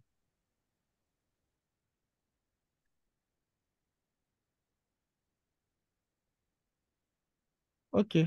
because the VDD I read somewhere that once there is a PVC because the VVD is supposed to be a tracking mode, actually it tracks the P wave. So and in tracking P wave, once there's a ectopic, a ventricular ectopic, it confuses it, and it wouldn't be seeing it wouldn't be rather the timer will not actually even if it's sensed, they just what I just saw is that there once there's um a premature ventricular complex, it tend to lead to heavy dissociation, and that is usually put on someone that may have intact AV node. While here I saw that the indication is AV node block, because this actually is a tracking mode. If we use it on the AV block, then that should mean that it wouldn't be able to track the A wave again. And then, I don't know. Okay.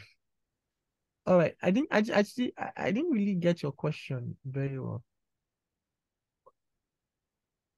That's What I understand about this VDD, okay. VDD, yes. yes, is that it's a tracking mode. What tracking mode does is that it follow the atrium, the atrial activity. It tries to follow what the atrial activity is saying, and that whenever there is a PVC, it confuses the timer, or rather the setting, and that may lead to atrial heavy desynchrony. It wouldn't be able to coordinate and track again. It lost that tracking function. So if this were VDD, would there have been still that tracking, since it's still track after the PVC, it still continue to track that P wave. It's like it's following up that P wave again. Yeah, So so I get you. So the only thing is that when there is a VPC like this, and let's say there's now P wave here, or embedded in a VPC, it's not going to still pace, because it's still going to see, even though you are tracking the atrium, as long as there is ventricular intrinsic activity, it won't pace the ventricle.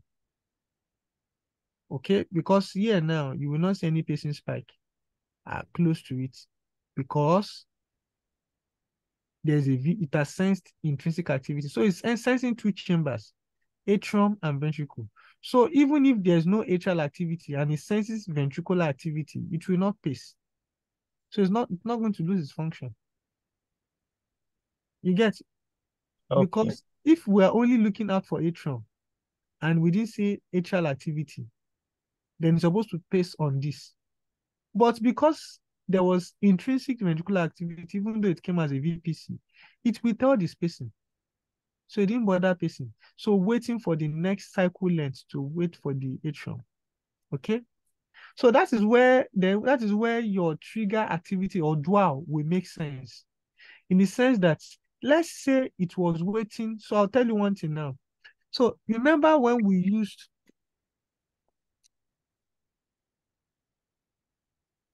sorry, just wanted to get something clear enough. So remember when we used cycle length as a timer. So let's see the cycle length between this intrinsic and this ventricular pace. So the cycle length is 1 big box, 2 big box, 3 big box, 4 big box. Abi? Almost 4.2 big boxes. Right? Yes, sir. Yes, sir. So let's say we're using cycle length, right? So this is intrinsic activity, right? one Yes, big sir. box, two big box, three big box, right? That means that the next cycle length should be here, fifth, at this fourth big box, 4.2, right? That means that Yes, I sir. should expect ventricular activity, the next ventricular pacing here. Mm. You get what I mean? Yes, sir.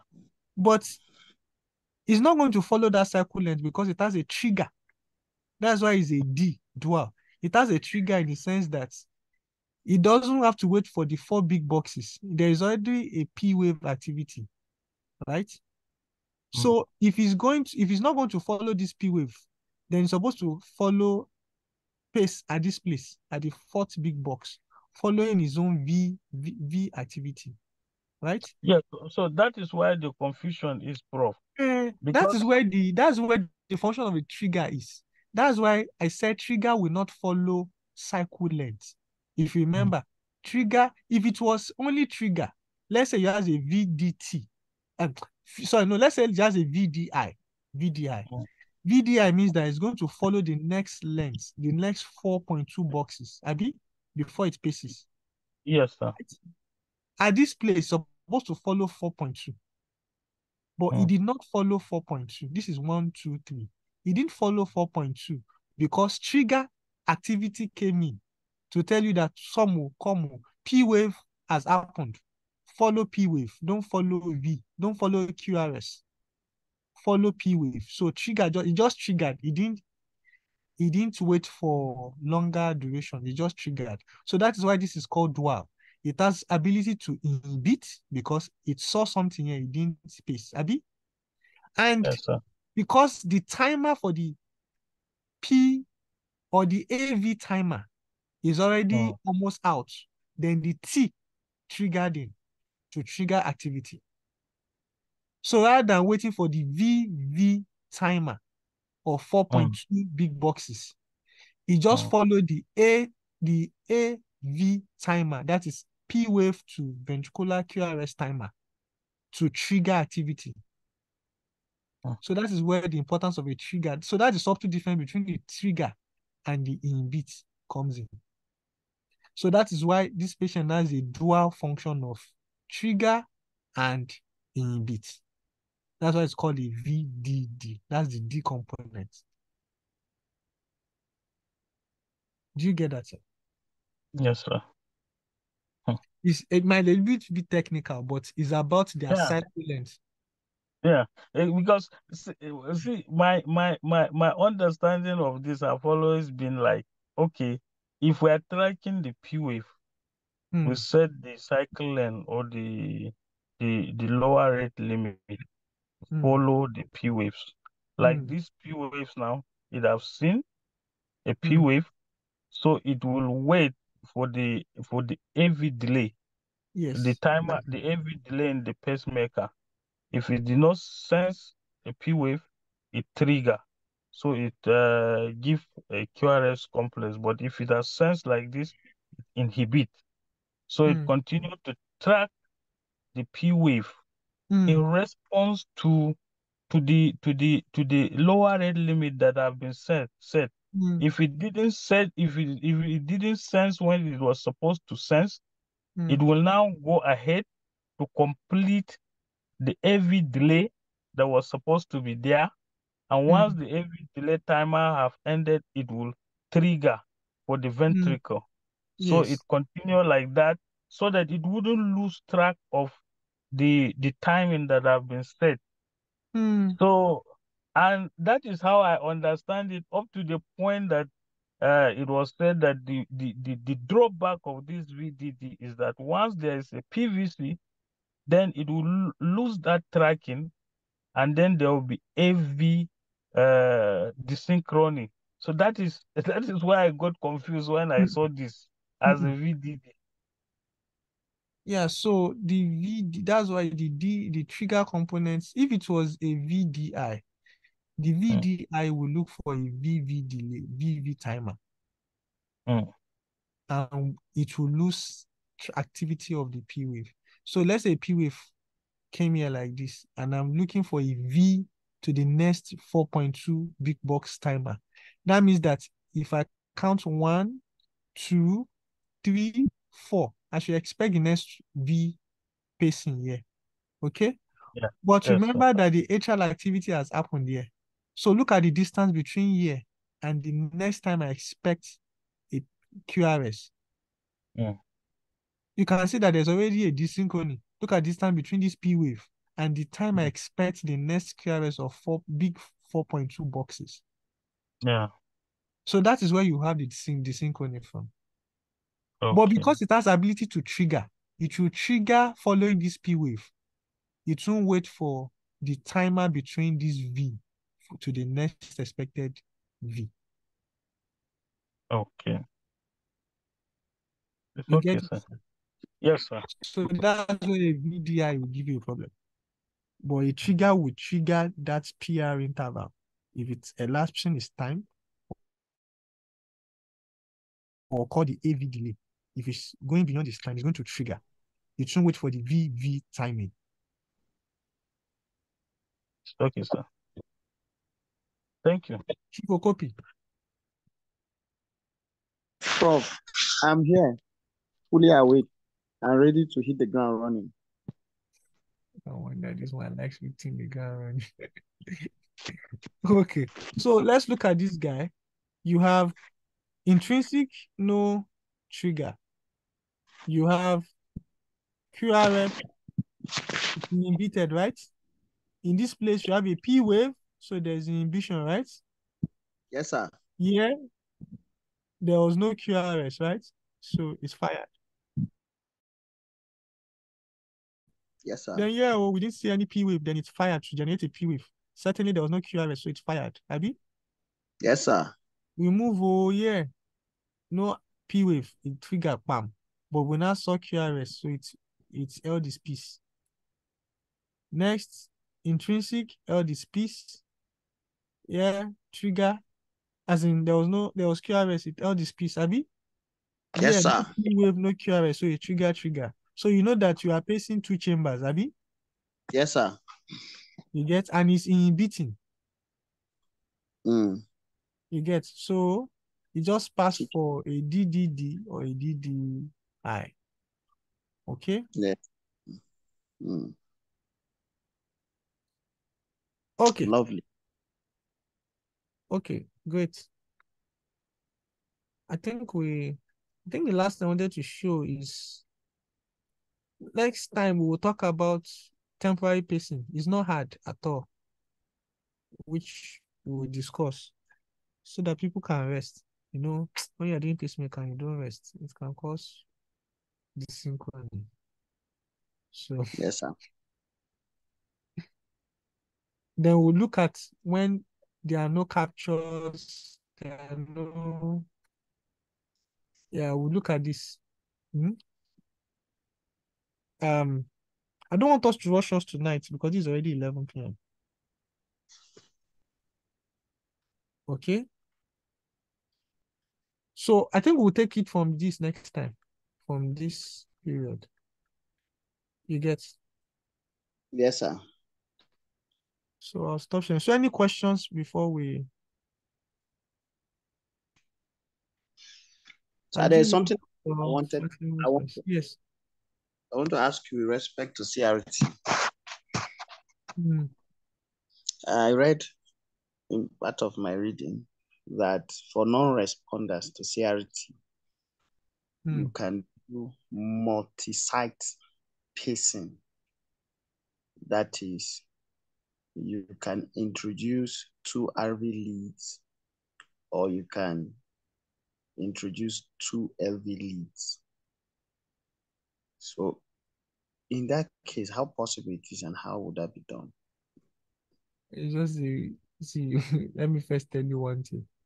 When a patient is not responding to a CRT, it tells you that their problem is beyond the synchrony. Okay? Okay. And that's what they talk about doing an left bundle branch pacing. Yes, they also said that you can pace, you can move the pace, that's lead positioning as part of the therapy. Move from the apex to the septum, or you can pace the left bundle branch.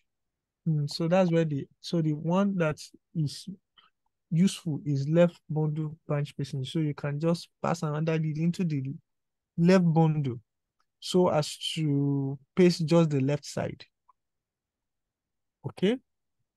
So that can facilitate synchrony. Because at the end of the day, you do CRT for patients that have left bundle branch block. Abi? Yes, sir. So that's when I said that what if you can correct the left bundle branch block itself by pacing the left bundle? You get? Yes, So sir. you're going to achieve the left side pacing. Now, what you should know, so multi-site pacing simply means that you want to change the vector of your pacing. Remember when I said you put your CRT lead, you have the lead going down to the apex, right? So Yes, sir. you can pace at the base, you can pace at the mid cavity, or you can pace really, don't pace at the apex. Okay? So what we are saying in essence, I don't know if this slide is showing. Yeah, it's showing now, sir. Yeah, so this is an LV lead now. So Yes, you sir. can see there's an electrode at the tip. There's Yes, an sir. electrode here. So in some patients, in some electrodes, there will be electrodes here. There can be electrode here. So I've given you 4 different sites. So we can pace from here. You know, it's a vector. Yes, So sir. you have positive, negative, and forms a circuit. Okay? Yes, sir. So you can pace from here and pace from, as in, this can be the negative electrode, the positive electrode, and it forms a circuit with the can. Or you can pace from that's from the base of the heart. You can pace from the mid cavity. From here to here, that means negative, positive, then the can is from the circuit. Or you can pace from the tip. Those are all different multi-site pacing. Or you can pace from here to here. So the one will be, this will be negative, this will be positive, then the can. Okay. Or you pace from here to here, negative, positive, the can. So you can just be pacing from different, just checking for the one that will work best for the patient. That's what we call the multi-site pacing. And that is the last alphabet after rate response. Okay. That's multi-site. So I'll show you. So I go back to this slide.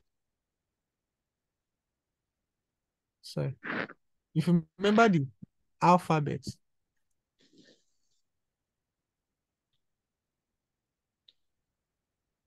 this alphabet. Okay. Sorry, just 1 second. That coding, where we say chamber paced, chamber sensed, then response to sensing, and yeah. So we say chamber paced, chamber sense, response to sensing, right? Rate response, right? So you see this last, that they are calling antitachycardia is also actually the multi-site pacing. So the patient has the multi-site pacing, just put it there too. It will be written here. Yeah, it should be written there, multi-site pacing. Okay. It's the last alphabet. Oh, wow. Thank you, sir. It was very confusing for me, actually. Thank you So so it much. depends on the vector of the LV. Wow. Can change vector, but sometimes it might not work. Okay? Okay. Wow. Thank you, sir. I'm grateful. So if so finally, if the issue is non-responding, then the patient can be changed to LV pacing. So meaning that rather than having a lead, so rather than having the lead in the coronary sinus, you can now pass another lead into the interventricular septum. Now it enters into the interventricular septum so as to be pacing the left bundle branch that was blocked. So that is where the LV pacing will come, where my arrow is. You just pass into the interventricular septum here. Okay. Okay. Okay. So that's it. Okay. Thank you, sir. Yeah, so, Chief Prof. Yes, sir. Well, I also saw that there are things that can actually cause this non-responding to pacemaker. They call them high non-responders or something like that. Like they say women, for instance, that they are commonly or they are more likely to not to respond to CRT. Then if the person is greater than um 30 kilogram per meter square BMI, and individual who have severe heart failure, the patient is having heart failure with EF of less than 10, and there is fibrosis score of more than 10%. That they have high chance of not responding to patient. I don't know if there are other individuals who have those risks of not responding. Yes. So remember, in what I showed us, probably I should just go back to the number one problem of not responding is that, remember that this lead is in what? The coronary sinus, right? Yes, sir. Right. So it simply means that, remember, you're not pacing the conducting system, you're pacing the myocardium directly because you're in the coronary sinus, right? Yes, sir. So if the patient has a lot of ischemic tissue around, then the question is, does an ischemic tissue respond to pacing? No. So the degree of ischemia matters a lot. The myocardial viability matters to a lot if they're going to respond to pacing. You get what I mean, sir? Yes, sir. So if everywhere is infected in that place, forget, you're not going to pace anything. So that's number one in the cause of non-responding. If there is a wide stage of infarct, patient has ischemic disease. Even dilated cardiomyopathy can have a lot of ischemia burden, right? Yes, sir. And replaced with fibrosis and all that. It will respond to your pacing. Because all we are doing pacing is putting these LVDs that we are just stimulating, we are just leaving pacemaker as in electrical activity so that there will be myocardial contractility, right? Yes, sir. So the question is, what if there's no myocardium there? You get what I mean? Still, sir. Apart from other factors, we are right to all the factors you mentioned. But if there's no myocardial viability, you're not going to pace anything.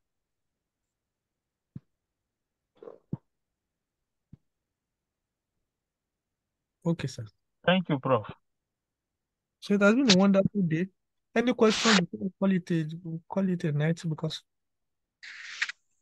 I Thank didn't you, even Prof. talk in Tima's voice throughout. Thank you so much, Prof, for this beautiful time. Thank you. Thank you, Dr. sir. Jacqueline, we know hear your voice. Thank you, sir. I just wanted to ask a question about leadless pacemaker, sir. Is there a specific reason why I would want to use a leadless pacemaker as against the regular pacemaker, sir? Yes. So leadless pacemaker means that you have dropped a... You've seen it before, right? Yes, sir. No, sir.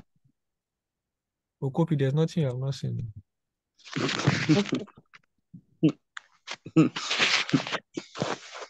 So this is a leadless pacemaker. I don't know if my screen is showing.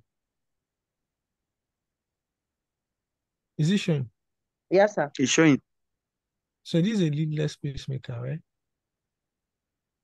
It does not have a lead. It's just a battery. Okay, so this is what you do for a leadless pacemaker, you drop it in the RV apex, right? Yes, sir. So, and the indications are straightforward. So look at how it is dropped. You pass from the femoral roots, femoral vein and all that, then pass it into the passing through. Like if you're doing the right heart characterization, you enter the right atrium, then enter the right ventricle, then release it and make sure it gets screwed into the myocardium. Okay. So if a patient has SVC occlusion, that means that there's no amount of puncture you do in the subclavian vein. You will not pass the SVC, Abi? Yes, sir. And the pacemaker, your regular pacemaker cannot come from the inferior vena cava, cannot come from the femoral, Abi? Yes. So that's where a leadless pacemaker Okay, sir. will work. You get, so if there's no favorable vascular anatomy, then the next option would be a leadless pacemaker, right? But it also has its own complexity to it.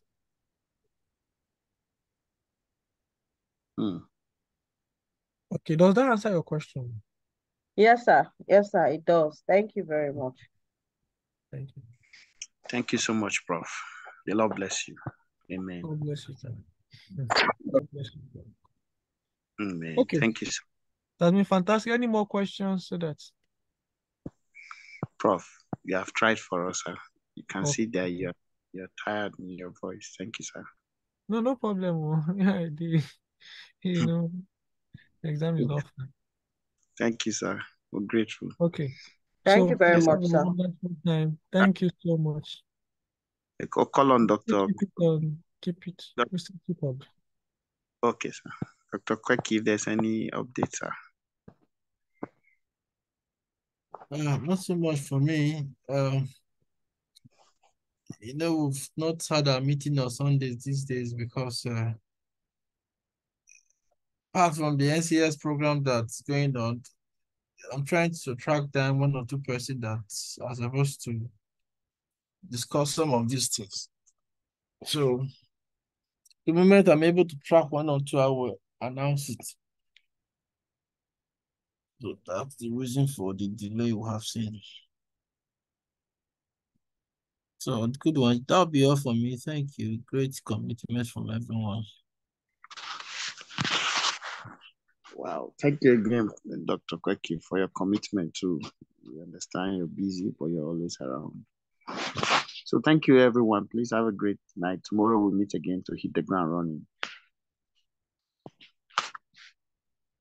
Thank you, Dr. Jacqueline. Sorry, I didn't come up earlier. I slept off with my phone on. No problem. The way you are hitting the ground, I hope we will not sing.